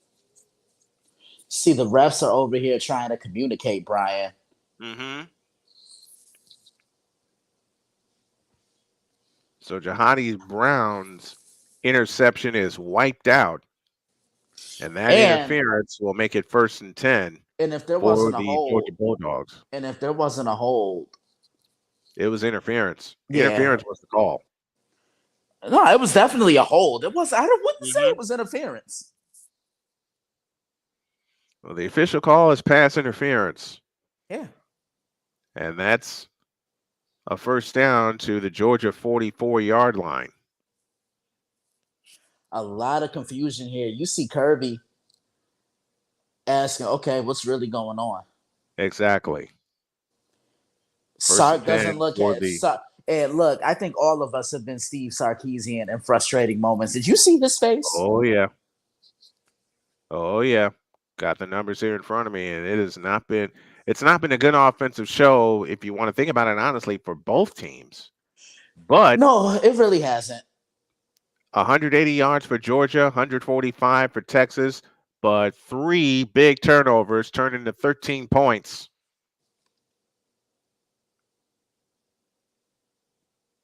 And I see now Kirby the officials are getting together to. Now I see Kirby over here pleading with the officials here on the Georgia sideline. It looks like, wait, they're saying this might be 1st and goal for Texas. Are they going to wipe this out? I don't know, but Kirby does not look happy, Brian. And they're picking up the flag. They are picking up the flag. Wow. And Brian, you're a good. They're going to pick up the flag. Brian, you're a good lip reader like I am. Kirby said quite a few things, and they weren't pleasant.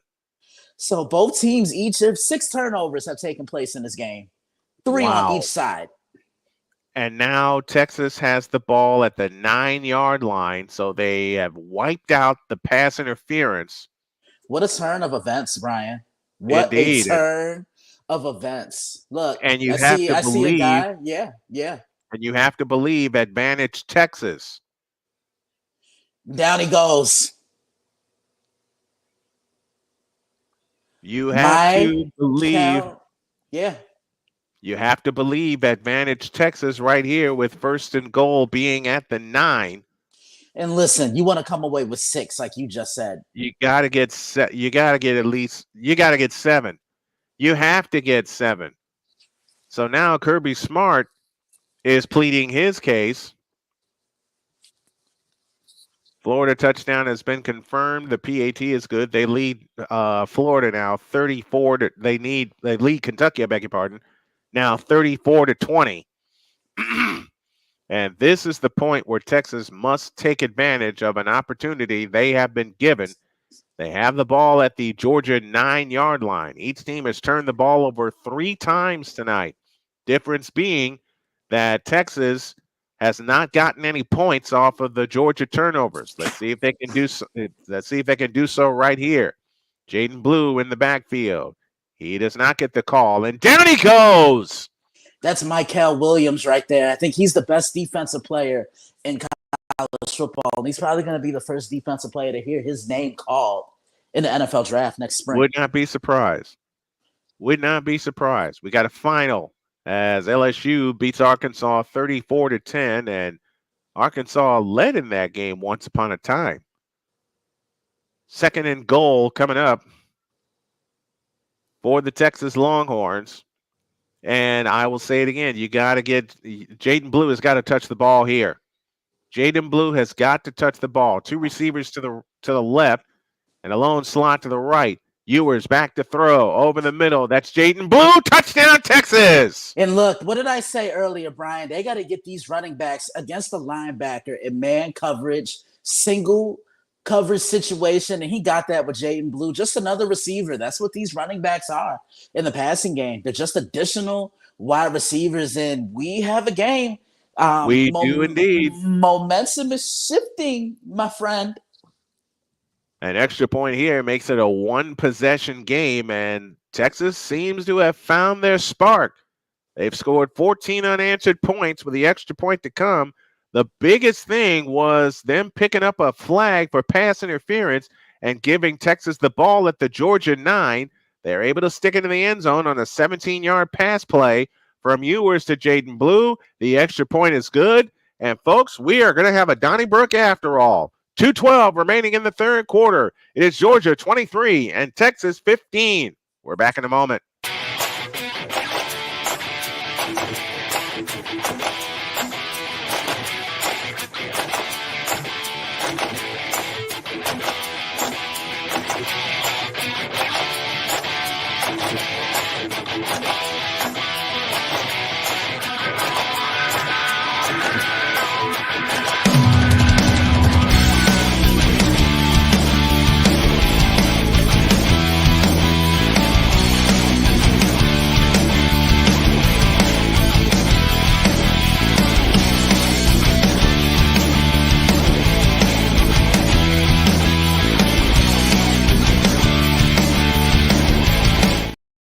Now you got 100,000 people on their feet. It's a 1-possession game after being down 23-0.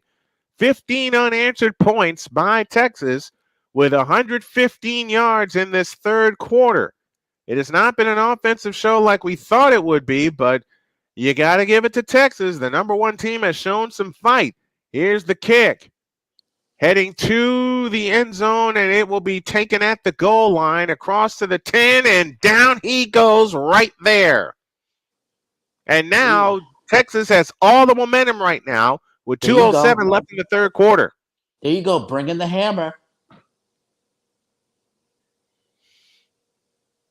I want to get your thought on this, on them picking up the flag really quick before we go to the next offensive series.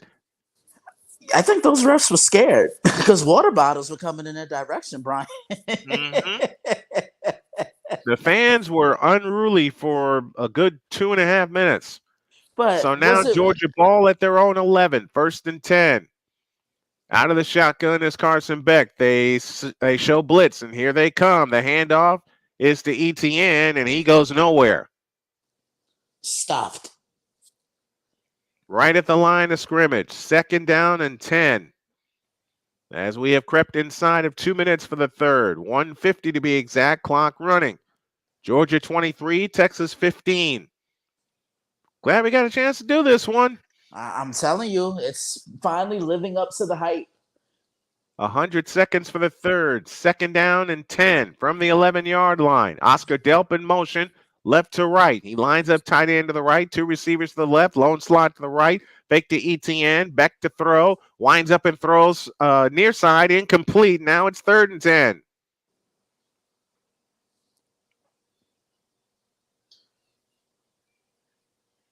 Oh, boy. Now here's the biggest play of the game for you. Georgia needs to convert this.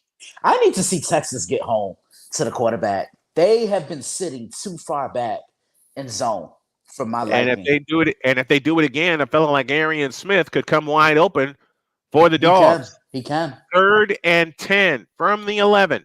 Beck looks over to his right, gets the play call from the sideline. 4 on the play clock. Snap to Beck, back to throw. Winds up and throws, and it is caught. Guess who? Arian Smith. 1st down and more outside the 30 to the 33-yard line. Yeah, it looked like Georgia wanted to use a little razzle-dazzle here, Brian. Wanted to use a little bit of trickery. Found Smith. Nobody accounted for him in the secondary, and that's why he was just sitting wide open in coverage. One quick double move, and he's out to the 32. 18-yard gain on 1st down. Beck and company looking like they're about to reestablish control. Snap to Beck.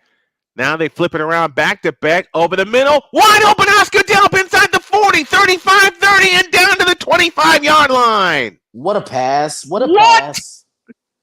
What an unbelievable pass. But how about the route to get open, free himself, and make a play with the ball in his hand? And no one picked him up. No one picked him up. They didn't. No one picked him up. You're absolutely right. No one picked up Oscar Delp. 66 yards on 4 plays in this drive. 20 seconds left, 3rd quarter. 1st and 10 from the 25-yard line. Georgia has it. Clock running. 14-13. This will be the last play of the 3rd quarter unless we have a defensive penalty. Snap to Beck. He'll hand it to the running back. Off to the right, he gets inside the 25 down to the 23-yard line on a gain of 2. And that is Nate Frazier, who was the ball carrier that time. So Georgia trying to reestablish control. The Texas Longhorns are on the move, but it's Georgia ball as we start the BetUS.com 4th quarter when y'all get back.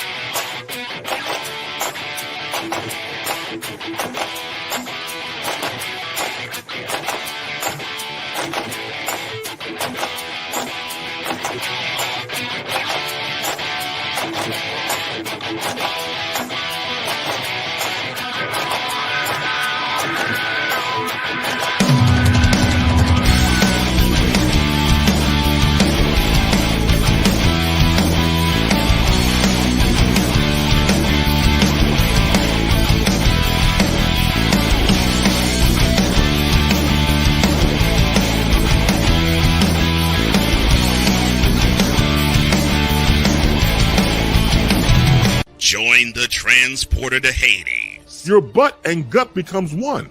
Join the reformer of hooker whores. This is my daughter, Placenta Booty Johnson. Join the bronze god. Whenever you are in distress, take off your baseball cap and throw it in the air. Join your very own superhero of broadcasting, Chris Bass. So whatever color crayon they get, they palm it and do 2 circles, and that translates to I can beat up black people. As he takes you through the week's paces in Baseline. Live every Saturday at 8 a.m. Eastern, 7 a.m. Central, Pacific Time Zone people, just stay asleep when this is on live and just catch the recording. Oh, I'm sorry. Exclusively on the Chris Bass YouTube channel.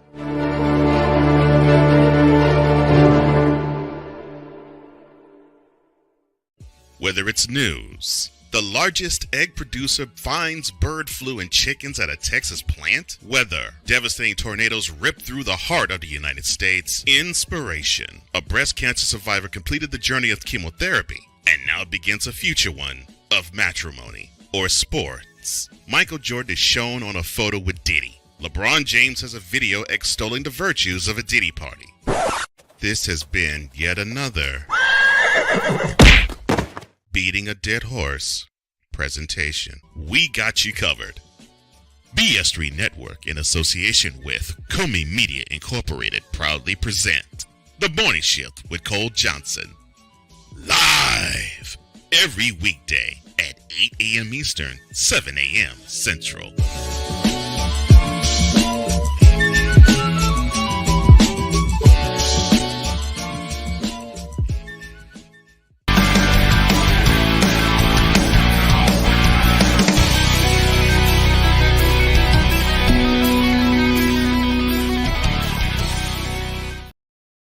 West Virginia is getting smoked by Kansas State. 38-18 is that score. 8:22 left. We have a final. Arkansas State wins over Southern Miss.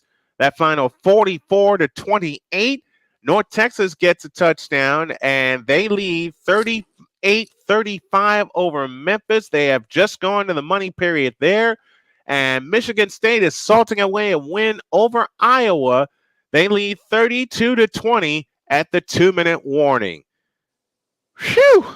Hope y'all got all of that, because we got a Donnybrook of a fourth quarter coming your way as the Texas Longhorns have fought their way back into the ball game, and they now are trailing 23-15.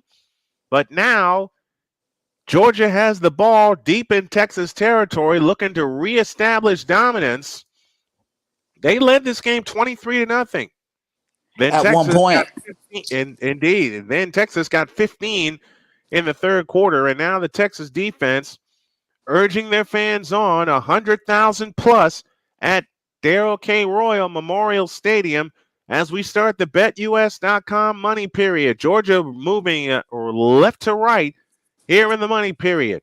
Out of the shotgun is Carson Beck, two receivers to the left, lone slot to the right, snap to Beck, throws out to the sideline. That pass is caught, and a first down for the Georgia Bulldogs. And that's just a poor effort to tackle right there. Wrap up, throw your arms around them, and drive them into the ground. Stop trying to throw your body at these guys. Dylan Bell was the target, and we have a Texas injury. One last thing you ever want to see. And he's a leader on and this. Andrew Makuba. Yeah, Andrew Makuba, I beg your pardon. Yeah, and he's a leader amongst this Texas secondary. So if he's gone for who knows how long, it could be the remainder of this game. Something, yeah. That could come back to bite. It's a gain of 11 on that play, but our concern right now is and Brian, I think I say this on behalf of both of us. Prayers out to the young man. Yes.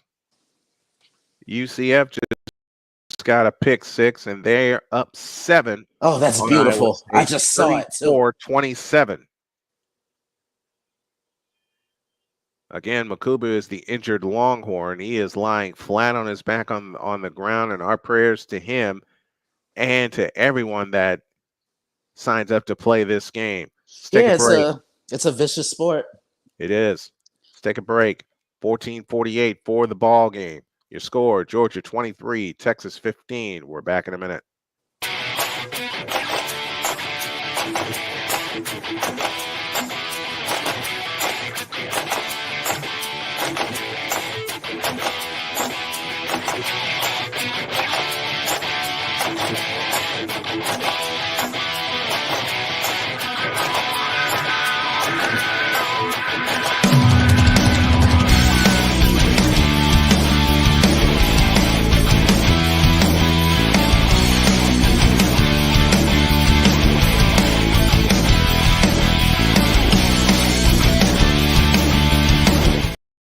All right, quickly back to play. 14.5 minutes remaining. Beck in shotgun formation on 1st and 10. He rolls out, looking to throw back the other way. Caught by Bell, and Bell gets a couple.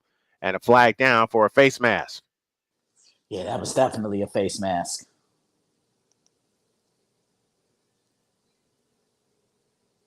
It's another penalty on Texas, and if they do indeed lose this game, this is going to be the reason why.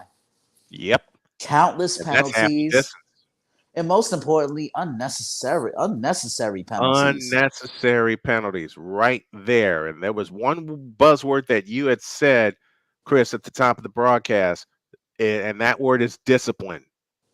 Absolutely. The most disciplined team in football, they're always going to win. Least penalized and the least penalized team.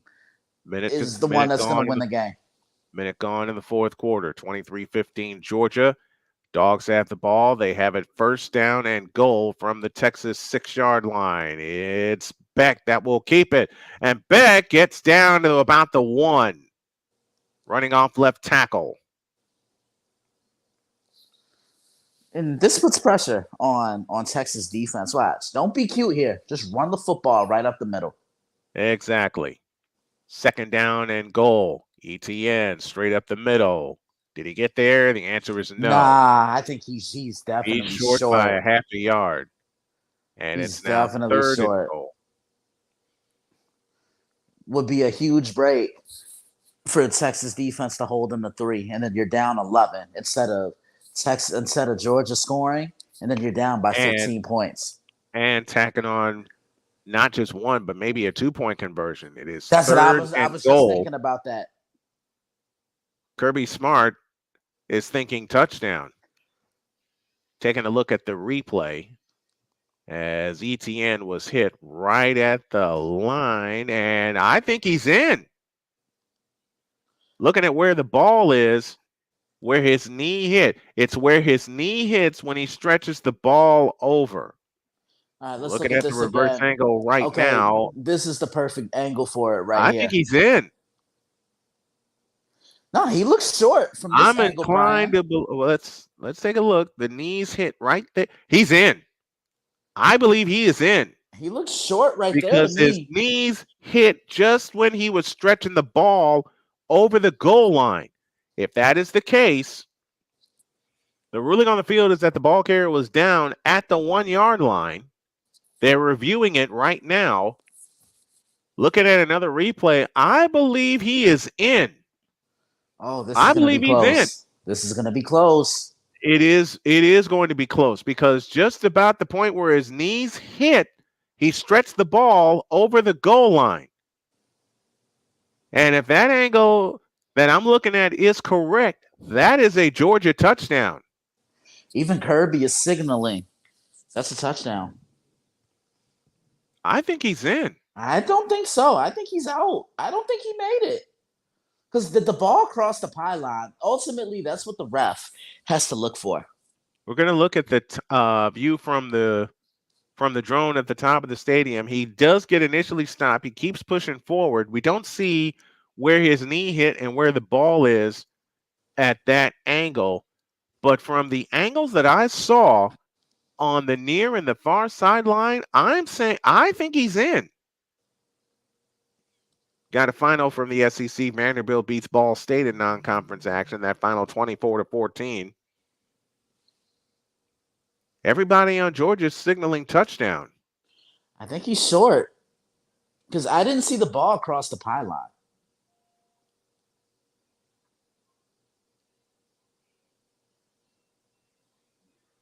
They're taking a long look at this, which makes me inclined to think that they saw an angle that may flip the call.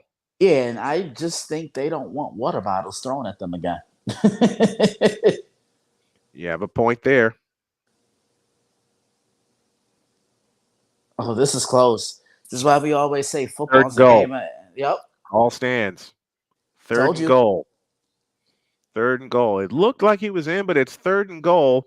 Half a yard away for Georgia with 13-12 clock running in the BetUS.com money period.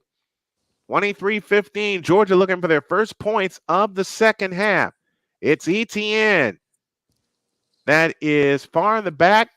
They give it to Beck will take it. He didn't get there. And he's short again. Texas manning up in this red zone defense. He did not get there. The refs are marking him short of the goal line. Now it's fourth and goal with 12:40 remaining.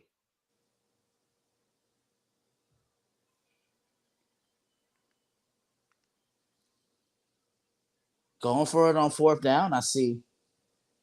They're keeping their offense on the field, 12-26 and counting. And what a stand. So far, Georgia has only missed one on fourth down. And what a stand this would be if Texas could hold this one. They're going to try straight on I formation this time. It's Etienne, and he's in. Touchdown, Georgia. Now he's in. Well, look at that block right there. That double whammy. And they put an extra lineman in the backfield in front of Etienne, and Etienne followed him into the end zone. That means they really wanted to get that push. The tight end with a great block, and then the extra lineman, and Etienne was able to lean his way forward and in. That's a big score for Georgia. Huge score. Gives them a little bit of cushion in the score right now. Let's see how the Texas offense responds. 29-15 with the extra point to come. Woodring's point after is good. And now Georgia's back up by 2 scores. They lead it by a count of 30-15. We'll go around the board, give you some more scores, and we'll take a look inside of the ALCS when y'all get back.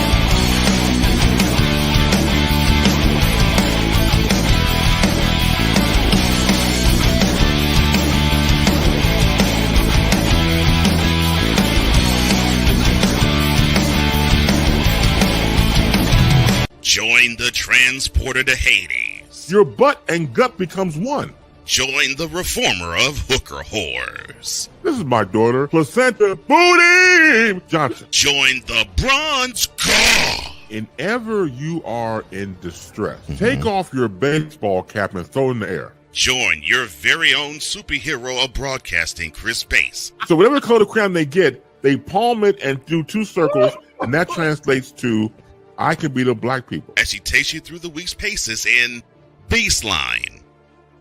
Live every Saturday at 8 a.m. Eastern, 7 a.m. Central, No, Pacific Time Zone people, just stay asleep when this is on live and just catch the recording. Oh, I'm sorry.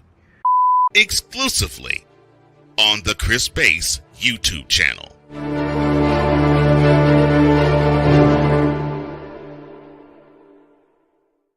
Whether it's news, the largest egg producer finds bird flu in chickens at a Texas plant, weather, devastating tornadoes rip through the heart of the United States, inspiration, a breast cancer survivor completed the journey of chemotherapy, and now begins a future one of matrimony, or sports. Michael Jordan is shown on a photo with Diddy. LeBron James has a video extolling the virtues of a Diddy party.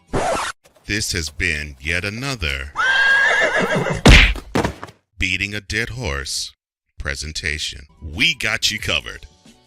BS3 Network, in association with Comey Media Incorporated, proudly present The Morning Shift with Cole Johnson. Live every weekday at 8 a.m. Eastern, 7 a.m. Central.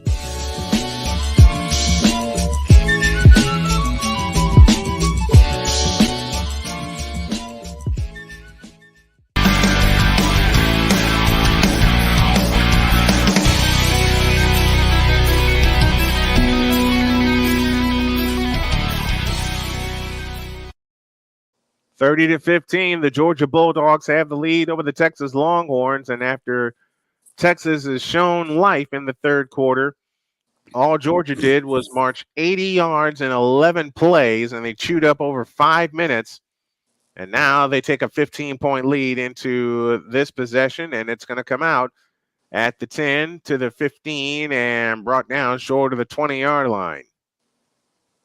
Now let's see how Texas tries to climb back into this game. Well, they're going to have to do it fast because there's only 12 minutes remaining in said ball game. And they need touchdowns, Brian. They cannot come away with field goals. They surely can't. They surely cannot. Chris will join me on Thursday to talk more football as we'll break this game down and we'll break down the Thursday night NFL matchup. Just all kinds of football talk with yours truly and Chris Simpson Thursdays on Snowman in the Morning at 8:35 a.m. Eastern. On 1st and 10, they'll start at the 20. And the snap to Ewers. He looks to throw and lobs one. That pass is caught by Golden. He gets out to the 39-yard line. 17-yard connection and a first down. And Golden is the one who was slow getting up. Why do I have a feeling this is going to be reviewed for targeting?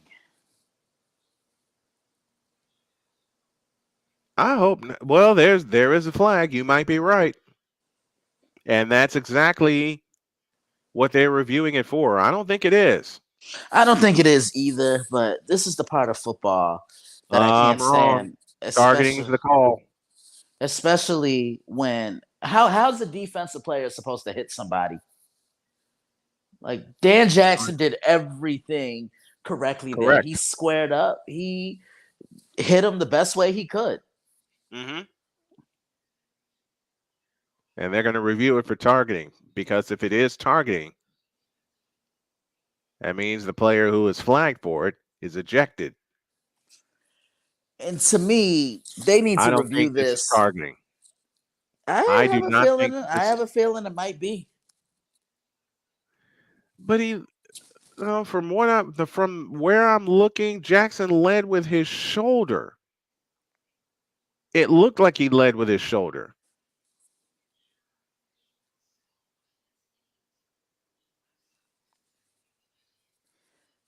But looking at it from another angle, it seemed like his helmet. He was leading with the helmet. Targeting is confirmed. Yep. Had a feeling it would be. So Dan Jackson is unfortunately disqualified from the remainder of the game. Wow. Yeah, these targeting calls are something. Well, Bolden's going to take his place, and they lose Jackson for the remainder of the ball game. And it's 1st and 10 for Texas, so you tack on 15 along with that targeting, and they're in Georgia territory at the 46. Ewers in shotgun, takes the belt high snap, looks to throw, fires to the sideline. It's caught. That's Gunnar Helm. He'll get about 4. And this is someone they need to feed the ball to a little bit more. Gunnar Helm, create mismatches. You saw that touchdown that Texas scored with Jaden Blue, creating mismatches. They're going to need a couple more mismatches. 2nd down and 7 on a gain of 3. And this Jackson Ewers, and back to throw is Ewers. He throws, and it is incomplete. Oh, that's a chunk play waiting to happen. But now it is 3rd and 7, and you're thinking in terms of 2 downs if you're Texas.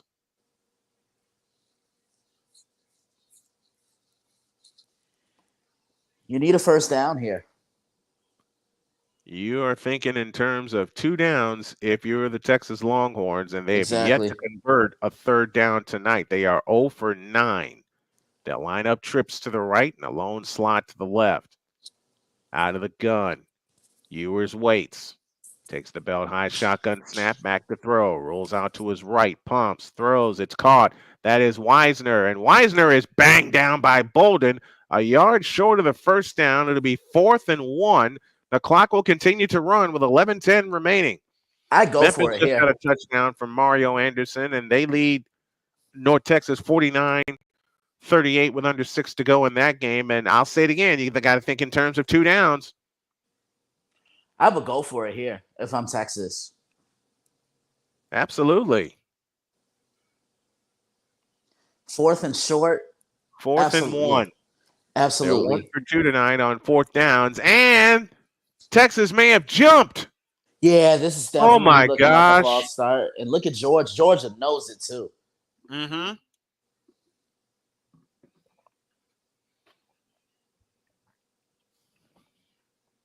And Georgia knows it. Yeah, it's looking like it's a false start. It is. So 4th and short has now become 4th and 6. Wow. And Michigan State has just upset Iowa 32-20. Oh, wow. You talk about upset city. Yep. Michigan goes down. Iowa goes down. And they were the two leading teams that could compete in the Big Ten championship game in Indianapolis. This Big 10 and a Ten half is minutes left. this Big Ten is interesting, Brian. Seeing Ohio It State is. go down to Oregon, and looking back at that game last weekend. And then you got a big one next. You got a big one next weekend as timeout is called. You got a big one next weekend at Autzen Stadium when Oregon hosts Illinois, who just took down Michigan. Oh, that's going to be absolutely huge. That's going to be huge. And, let's play the hypothetical game right here. If, let's say, Texas does indeed lose this game, I think Oregon's going to be your new number one. You know what? I wouldn't be surprised. Yeah, I wouldn't be either. Oregon will be the new number one, and I think Georgia will leapfrog everybody else and be behind them. I think Penn State will be number 2, and then Georgia will be number 3. But what scares you? I'll repeat a question of yours. When it comes to Penn State, what scares you about them?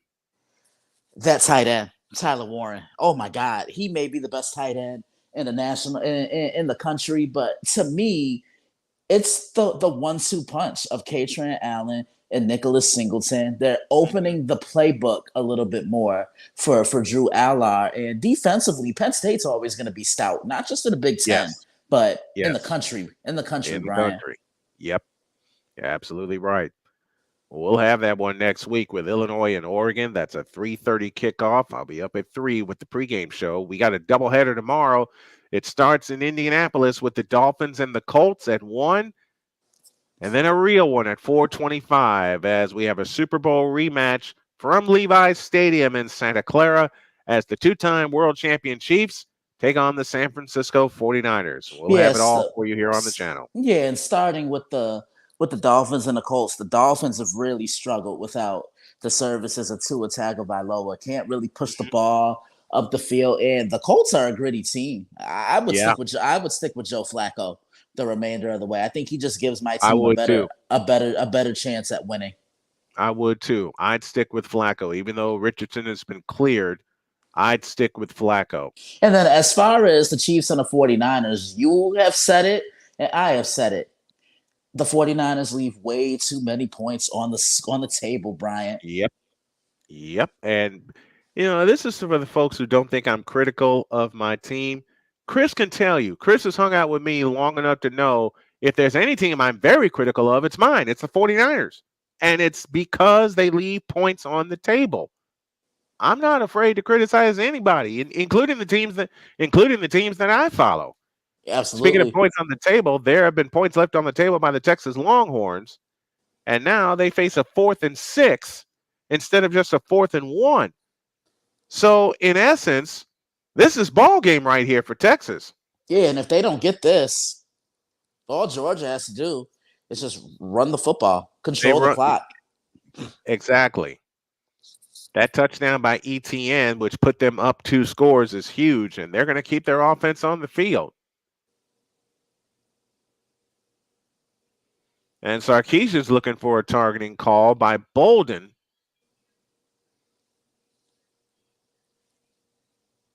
Against Wiesner.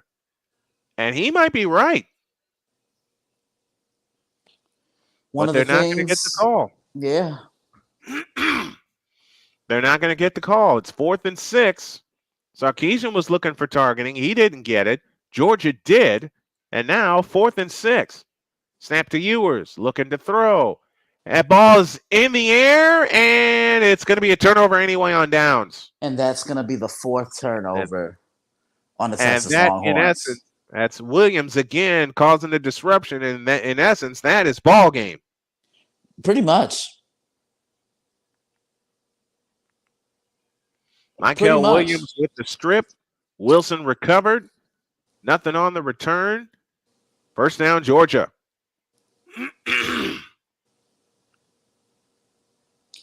Yeah, this Georgia defense has gone back to the basics tonight. Collapsing lanes, dropping back into coverage, swarming the ball, doing everything they've done that's turned them into an elite program in the country. And now they have the ball with 10:23 remaining in the ball game on their own 44-yard line on 1st and 10. Michael Williams wearing the golden shoulder pads.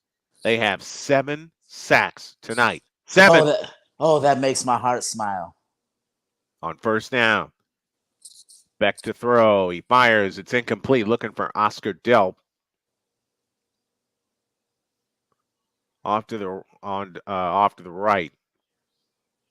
7 sacks against Texas tonight by this savage Georgia defense. And Texas couldn't get home to Carson Beck at all tonight. Look, his jersey is too clean for my liking. And you said that early in the first quarter. Way too clean. 2nd and 10 with 10:19 remaining. Texas uses a timeout to try to conserve some time. Beck back to throw. Winds up and throws. It's caught. First down, Georgia.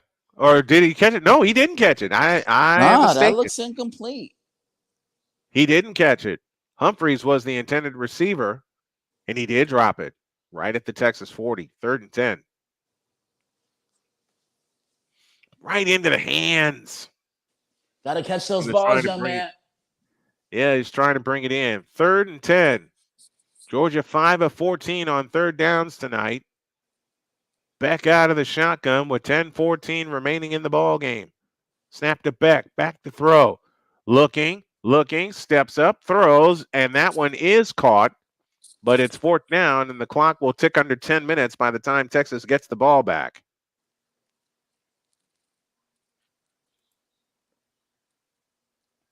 And the catch was made by Cash Jones, the redshirt junior from Brock, Texas.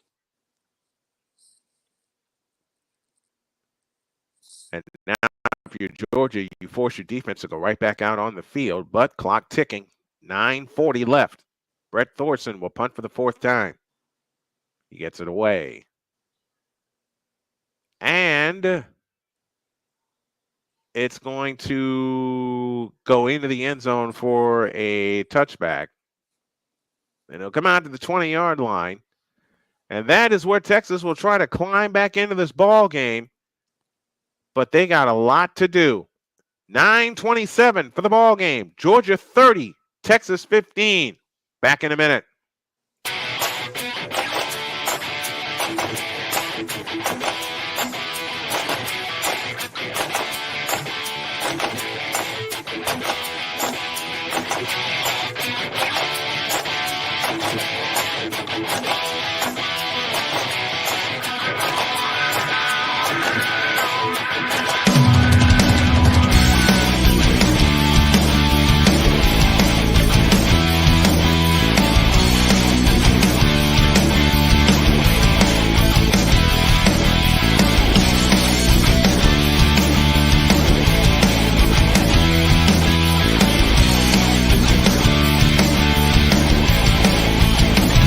Join the transporter to Hades. Your butt and gut becomes one.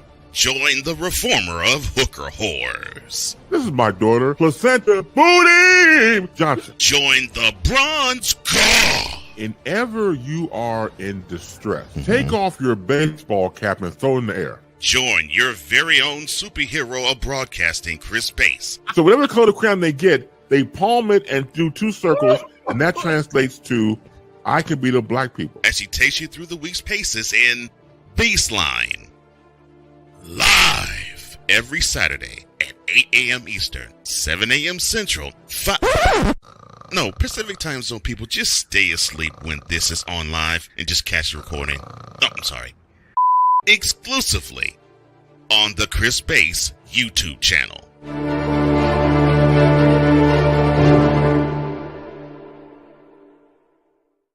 Whether it's news, the largest egg producer finds bird flu in chickens at a Texas plant, weather, devastating tornadoes rip through the heart of the United States, inspiration, a breast cancer survivor completed the journey of chemotherapy, and now begins a future one of matrimony, or sports. Michael Jordan is shown on a photo with Diddy. LeBron James has a video extolling the virtues of a Diddy party. This has been yet another Beating a Dead Horse presentation. We got you covered. BS3 Network, in association with Comey Media Incorporated, proudly present The Morning Shift with Cole Johnson. Live every weekday at 8 a.m. Eastern, 7 a.m. Central.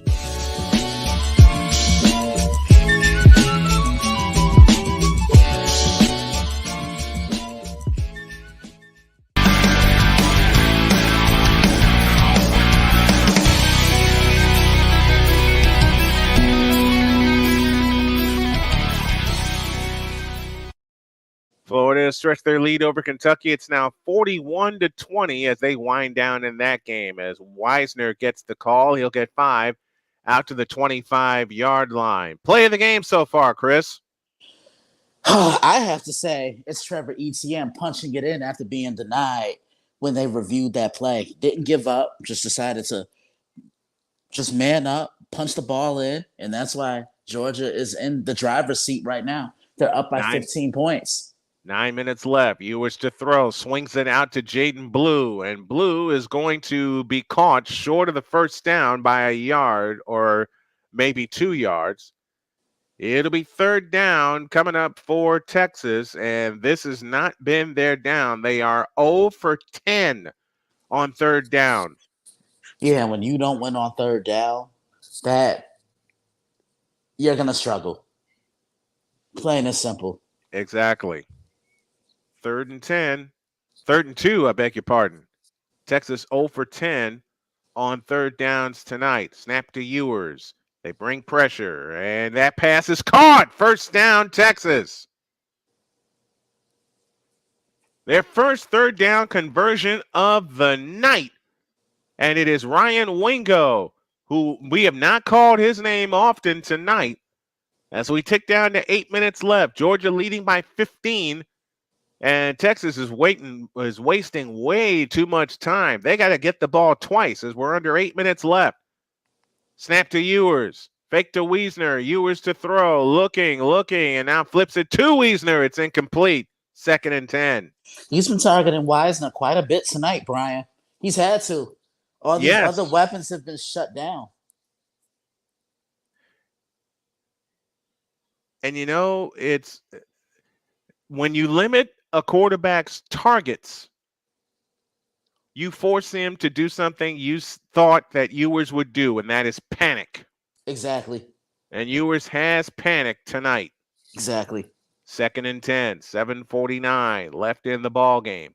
Ewers back in shotgun formation, claps his hands and takes the belt high snap, fakes the toss, winds up, throws. That's caught. Gunnar Helm, first down out to midfield and into Georgia territory at the 46. Haven't called his name too many times tonight either, but that's a big one. They got to Gunnar Helm. A score here makes it a one-possession game if they get a touchdown. And I say if because Texas has left a couple of points on the board tonight. They really have. And that's the reason why they're in the hole that they're in right now. From the 46, over the middle, incomplete, 2nd and 10. Ryan Wingo, the intended receiver. 7:24 left in the ball game. And Georgia has established control from late in the first quarter on when they got that touchdown to close the first quarter. And they have harassed Quinn Ewers and Arch Manning all night. This Texas offensive line, which I said was the best in college football, they've been pushed around tonight. They've been bullied. 2nd and 10. The bully doesn't like to get bullied, like you Amen. said at the top of the program. Amen. Ewers to throw, looking, throwing. It's caught and bang down immediately is Wisner. That's what we talk about, laying the hammer. And the hammer was indeed laid down. Jonell Aguero with the tackle that time. And now it's 3rd and a bunch. 3rd and 6. 7 minutes left. Time running down on Texas's reign as the number 1 team in the country.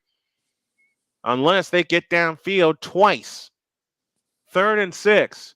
Ewers out of the gun. Jaden Blue with him in the backfield. And timeout. I have a feeling this is going to be reviewed for targeting as well. And it's looking like it is, Brian. Got a final from Buffalo as Western Michigan beats Buffalo 48-41. And Northern Illinois goes down against Toledo 13-6.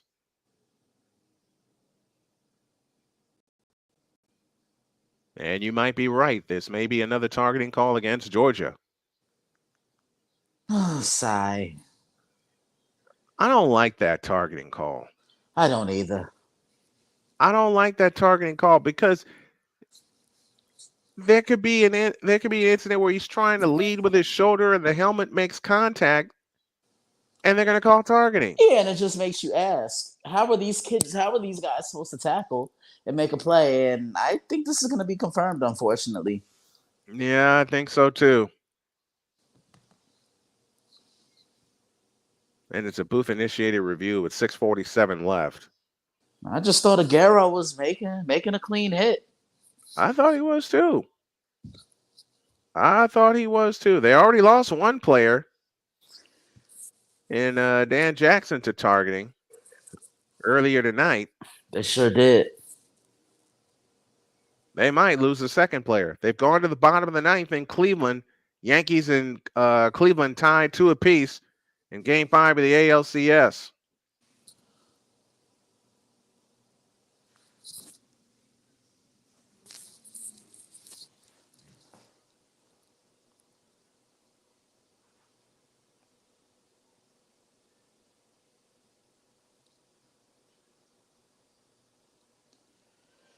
These targeting calls really take a lot out of me, Brian, because it seems man. like we deal Takes a with lot of momentum this. out of the game. It really does, because it just makes me wonder how are these guys supposed to hit? And you're right, it's confirmed. Second player that Georgia's lost tonight to targeting. And neither one of those, I think, was a targeting call. And how are these guys supposed to hit?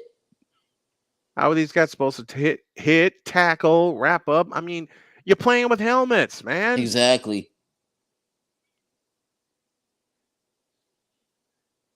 You're playing with helmets. You signed up to play a gladiator sport.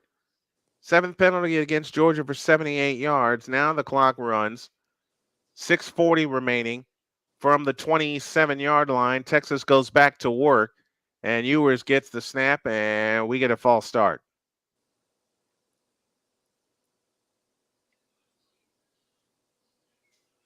False start is indeed the call. That's the 8th penalty against Texas tonight. The only thing I can think of in Texas's favor right now is that they've only been penalized for 35 yards.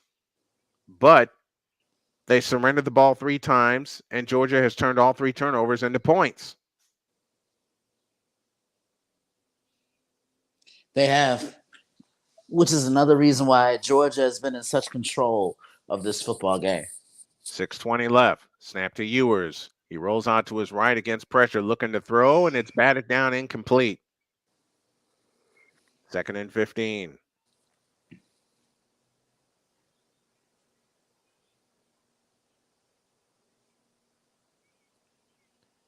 You know, the one player for Texas who has not been targeted much, who should have been from the get-go, Isaiah Bond. You bought him to Austin for a game of this magnitude. And you haven't used him. On 2nd and 15, Ewers back to throw. Looking. Now fires out to the right. It's caught by out to the left, I beg your pardon. Caught by Jaden Blue. He gets inside the 30, and that takes more time off the clock. Missouri beats Auburn 21-17, and the Missouri Tigers have struggled since their game against Vanderbilt. And then they get blown out by Texas A&M. Yeah, and I've been saying Missouri's been playing sloppy football these last couple of weeks. And when you play sloppy football and you always have to come back from behind, sometimes and they trailed today against Auburn, 3rd and 12. And they didn't look. If we're being honest, they didn't look good against Auburn. They sure didn't. 3rd and 12. Ewers back to throw. Fires incomplete. 4th and 12. This is ball game for Texas. Dominant performance from the Georgia Bulldogs tonight. Absolutely. In every phase of the game. Absolutely. 4th and 12, and Georgia will bring as much pressure as they can to try to prevent another Texas first down. They got to get a dozen to the Texas Longhorns. And 100,000 plus have been silent since the end of the first quarter. Georgia shows blitz, and here they come. Ewers to throw. Over the middle, it is caught by Wingo. He is short of the first down, and the ball will go over on downs to Georgia. Gain of 10. And I think that's game, Brian. Mm-hmm. I believe that to be game also. I believe that to be game, set, and match. Because all I think Georgia's going to do is they're just going to run the football. They're going to force Texas to use all their timeouts. Texas only has 2 timeouts remaining. Mm-hmm. And it was against pressure, and Wingo slipped just before he could make his cut. His knee was down. And I think that's game.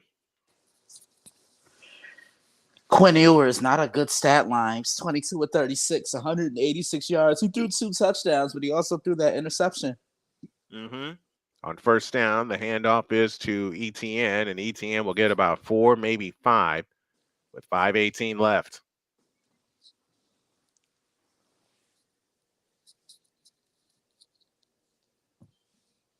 Oh, that was Frazier, the ball carrier that time. Late score, Oregon State leads UNLV 17-6 as they count down toward the 2-minute warning in the second quarter of that game. North Texas trails Memphis. And listen to this score, 49-44. Oh, so the ball was really 2:48 flying. The ball's flying all flying over around in that game. There is absolutely no defense being played in that one. Left, and the handoff is to Trevor Etienne, and Etienne gets a yard at that. If that, I beg your pardon. So now you're looking at third down. Clock runs, 4:25 left in the ball game. Ewers has thrown 2 touchdowns, but he also has thrown an interception. Texas has turned the ball over 3 times, and that's the difference in the ball game. Georgia's converted all 3 of those turnovers into 13 points. Yep, huge difference right there. And you thought Texas was going to make this a difficult game for Georgia, but once Georgia got settled in, and how about the composure of Carson Beck coming into composure, the patience, and you said the patience. Absolutely. Said the patience. Beck rolls out, looking to throw, fakes, now starts to take off, and he's got the first down, and that's your game. And that's your game. Outside the 30 to the 32-yard line. And there is nothing Texas can do. They need the ball twice. Carson Beck did the smart thing and kept it in his hands. And now the clock is going to wind all the way down. And if I'm Carson Beck, I'm giving my defense a game ball because they really bailed him out tonight. They did. 3:10 left. And the turn in the hand to Trevor Etienne, and he'll get 3, maybe 4. And Arku just said it in the chat. Georgia was more physical. And I'll say it again, and I said it at the end of the first quarter. The first team to put a score on the board will lift the lid off of this game. Georgia did that to close the first quarter. They led 7-0, and they have not stopped. Kept their foot on the gas. Iowa State is in the red zone late. 52 seconds left in the fourth quarter of that game. UCF leads 35-30.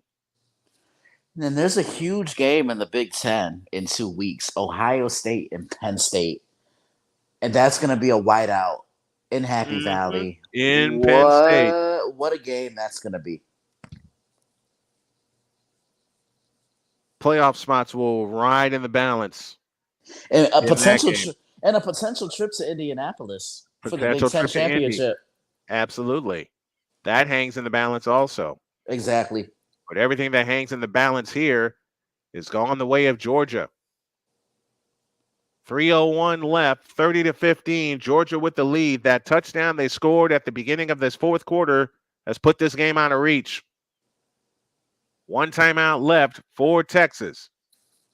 The toss to Etienne running left. And Etienne's going to lose 3 yards. And timeout Texas, that's their last one. So worst case scenario for Georgia, should they not convert, is Texas will see the ball beyond the 2-minute warning. Miami wins today, 52-45 over Louisville. Alabama goes down against Tennessee. I don't know if that'll keep them in the playoff, but they're hanging on by a thread. Iowa State is trailing right now, but as from what I'm being told, Rocco Beck, a 1-yard touchdown run.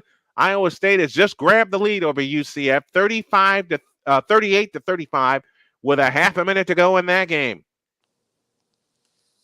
Wow. Just a lot of great action going on right now. Lots of wonderful action going on. 3rd and 9 coming up for the Georgia Bulldogs. And I have never heard a Texas crowd be this silent. And they've been silent, if you want to think about it honestly, since the end of the first quarter. We got the BetUS.com postgame show coming your way. Chris and I will wrap this up, and we'll get you ready for tomorrow's doubleheader. On 3rd down, the handoff is to Etienne, and Etienne looking to escape and turn the corner. It looks like he's got it. Oh, he's just They're short. going to mark him short. They're going to mark him short of the first down by a half a yard. Now watch. Georgia's going to go for it, and they're not going to snap the ball right away. I wouldn't either. They're going to try and get Texas to jump. Mm-hmm. Taking a look at the spot here. Yeah, they're reviewing the spot, it looks like.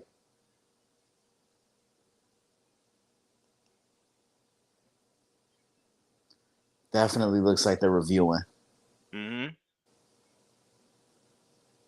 And timeout called by Georgia with 2:18 left in the ball game. Call on the field is 4th and 1.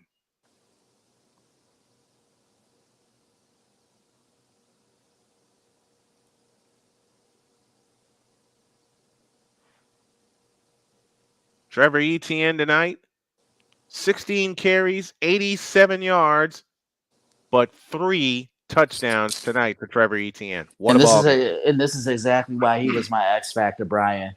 He had to be on his A game. He had to be on his A game tonight.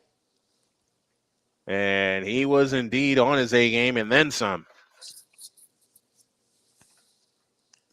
As mentioned, Iowa State undefeated has the lead over Central Florida, 38-35, half a minute to go in that barn burner. They're reviewing the spot.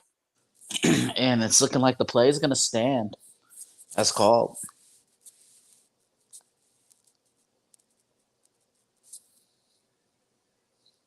Wow. Every Georgia player saying he got the first down. There's 1:05 left. Memphis gets a field goal by Tristan Vandenberg. They lead that game 52-44. Holy cow. Some of the scores in the games today.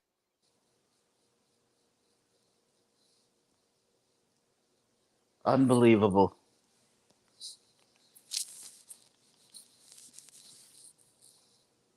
He landed on a player, but the player was out of bounds when he dragged him there.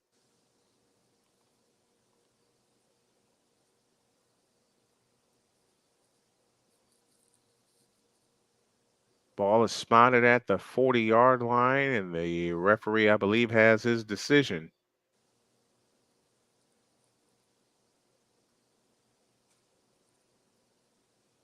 Play stands as called. It's 4th and 1. You got 2:18 left in this ball game. Georgia leads 30-15. Do you go for it here with Texas having no timeouts? I would too. Yeah, because I wouldn't want Texas to try and get the ball back. You want their offense to stay right where it is right now. That's on the sideline. Exactly. Well, this game had everything, folks. Texas got to within 8. Then Trevor Etienne said, enough of this.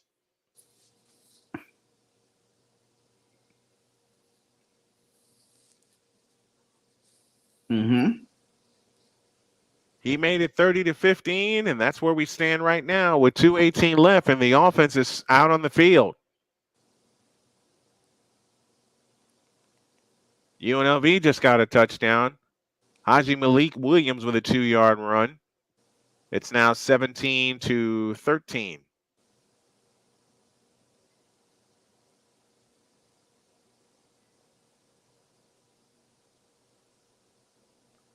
Fourth and 1 from the 40. This is ETN. He's not going to get there. And that will take us down. Now it'll take us down to 213. So now Texas has the ball in Georgia territory.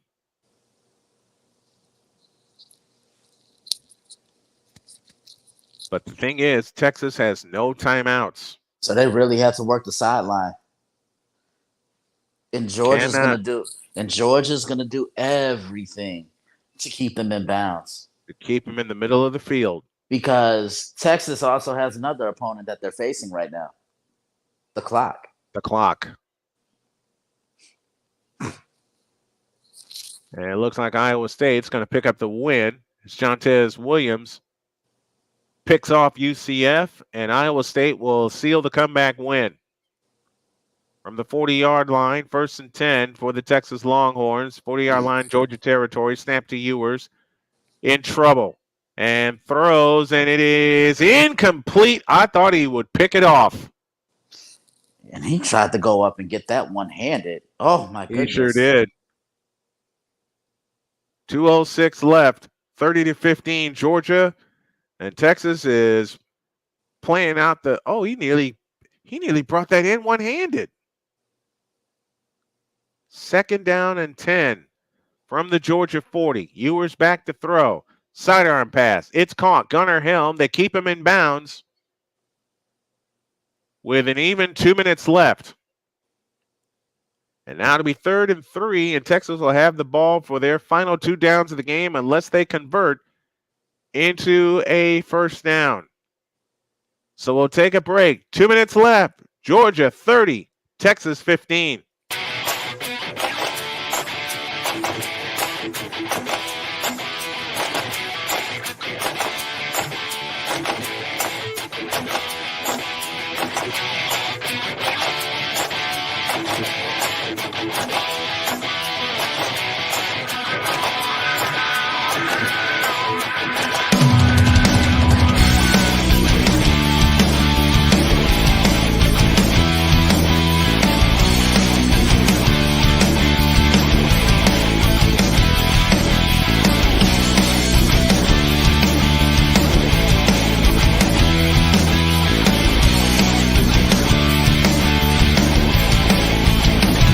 Join the transporter to Hades. Your butt and gut becomes one.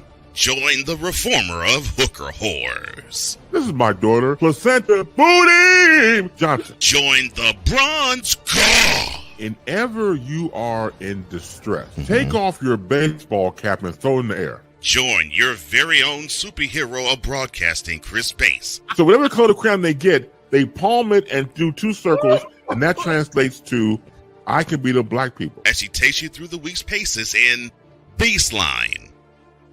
Live every Saturday at 8 a.m. Eastern, 7 a.m. Central, Pacific Time Zone people, just stay asleep when this is on live and just catch the recording. Oh, I'm sorry. Exclusively on the Chris Bass YouTube channel.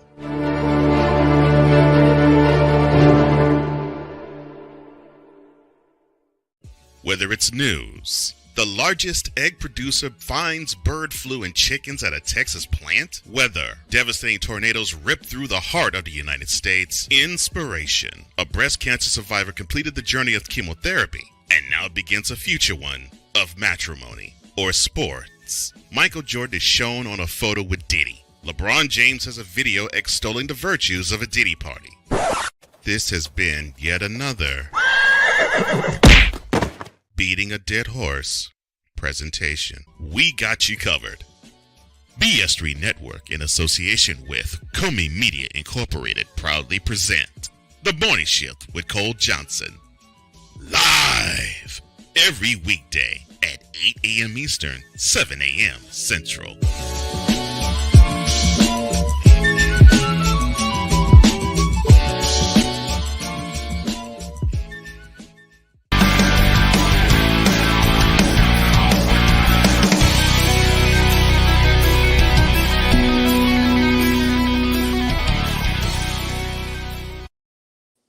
Final alerts go like this. Florida beat Kentucky 48-20. Colorado State beats Air Force 21-13. And SMU beats Stanford 40-10. And ninth-ranked Iowa State picks up a win over UCF. Comeback win 38-35. All right.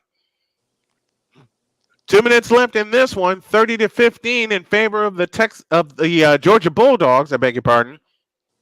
From the 33-yard line, 3rd down and 3, as Ewers takes the belt high shotgun snap, looks to throw, stepping up into the pocket, now escapes and throws, and it's caught. That's Gunnar Helm. Where was his tempo earlier in the game? Exactly. Georgia took it out of them.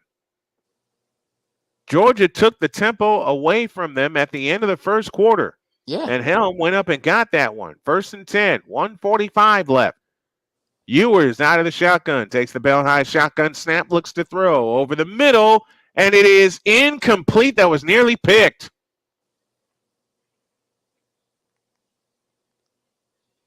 Yeah, that's just textbook coverage right there. It is. And there's one thing I've noticed about Ewers. On his deliveries tonight, most of them have been sidearm. Did I miss that? No. Did I misread that? No. They really have.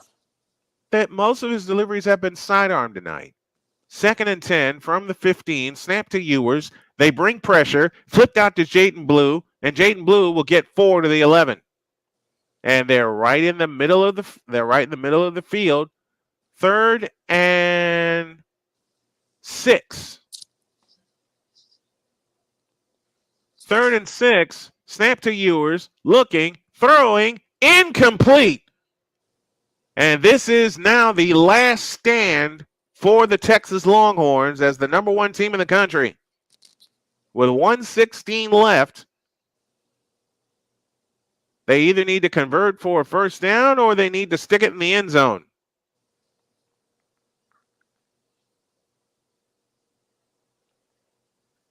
Fourth and 6 for the Texas Longhorns at the Georgia 12. Ewers in shotgun. 3 receivers out to the right. Snap to Ewers. Back to throw. Stepping up and throws incomplete. Ball game. And that's game.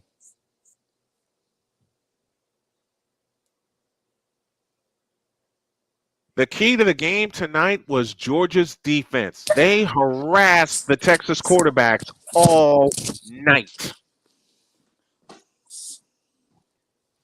They harassed them all night, Chris. They really did. Complete effort from Georgia across the board. And there's nothing Texas can do now, as Georgia is going to come into the number 1 team in the land, and they're going to knock them off. Unbelievable. Couple of kneel downs, and this game's history. Carson Beck settled down. So did the Bulldogs. And that touchdown at the end of the first quarter got them started, and off to the races they went. Wow is all I can say. Wow. What a ball game. And what a ball game by Georgia. Just what dominant. A ball game by the Georgia Bulldogs. Yeah, just active, physical, and most importantly, as I have They socked them in the mouth. Patience.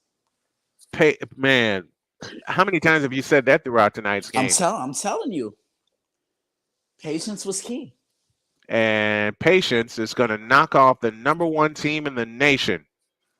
So now you got Texas A&M, LSU, both undefeated in conference play. Georgia, Tennessee, Texas, Missouri, Vanderbilt, all with 1 loss. Then you got Bama and Arkansas, both with 2 losses. And that's your game. Your final score from Darrell K. Royal Memorial Stadium is the Georgia Bulldogs 30 and the Texas Longhorns 15. Now it's time for this. Time now for the BetUS.com postgame show, brought to you by BetUS.com, where we get all of our lines and where you can get the best action. Use the code Snowman to get 125% deposit match on your deposit. BetUS.com, where the game begins. And quickly to the ALCS, Juan Soto just belted a 3-run homer in the top of the 10th, and the Yankees have grabbed the lead over Cleveland 5-2, a win there, and they're off to another fall classic. To my partner, Chris Simpson, final thoughts about this game. Oh, man. Georgia went in there and showed, hey, we may have slipped up, but we still reign supreme in the SEC. Texas, just go back to the drawing board. And like you said at the top of the game before we got into everything, I don't disagree with you when you say we're going to see these two once again come conference championship week in a game. I'll be calling with you once again. This is one just to whet your appetite. Absolutely. To see these two do it again. This is one just to whet your appetite, folks. Georgia and Texas put on a whale of a ball game, but kudos to the Georgia Bulldogs. Each team is now 6-1 on the year, and the Dogs take it by a final of 30-15. And let me thank my partner, Chris Simpson, for a wonderful, wonderful broadcast tonight, my friend. It was great hanging out with you, doing this game.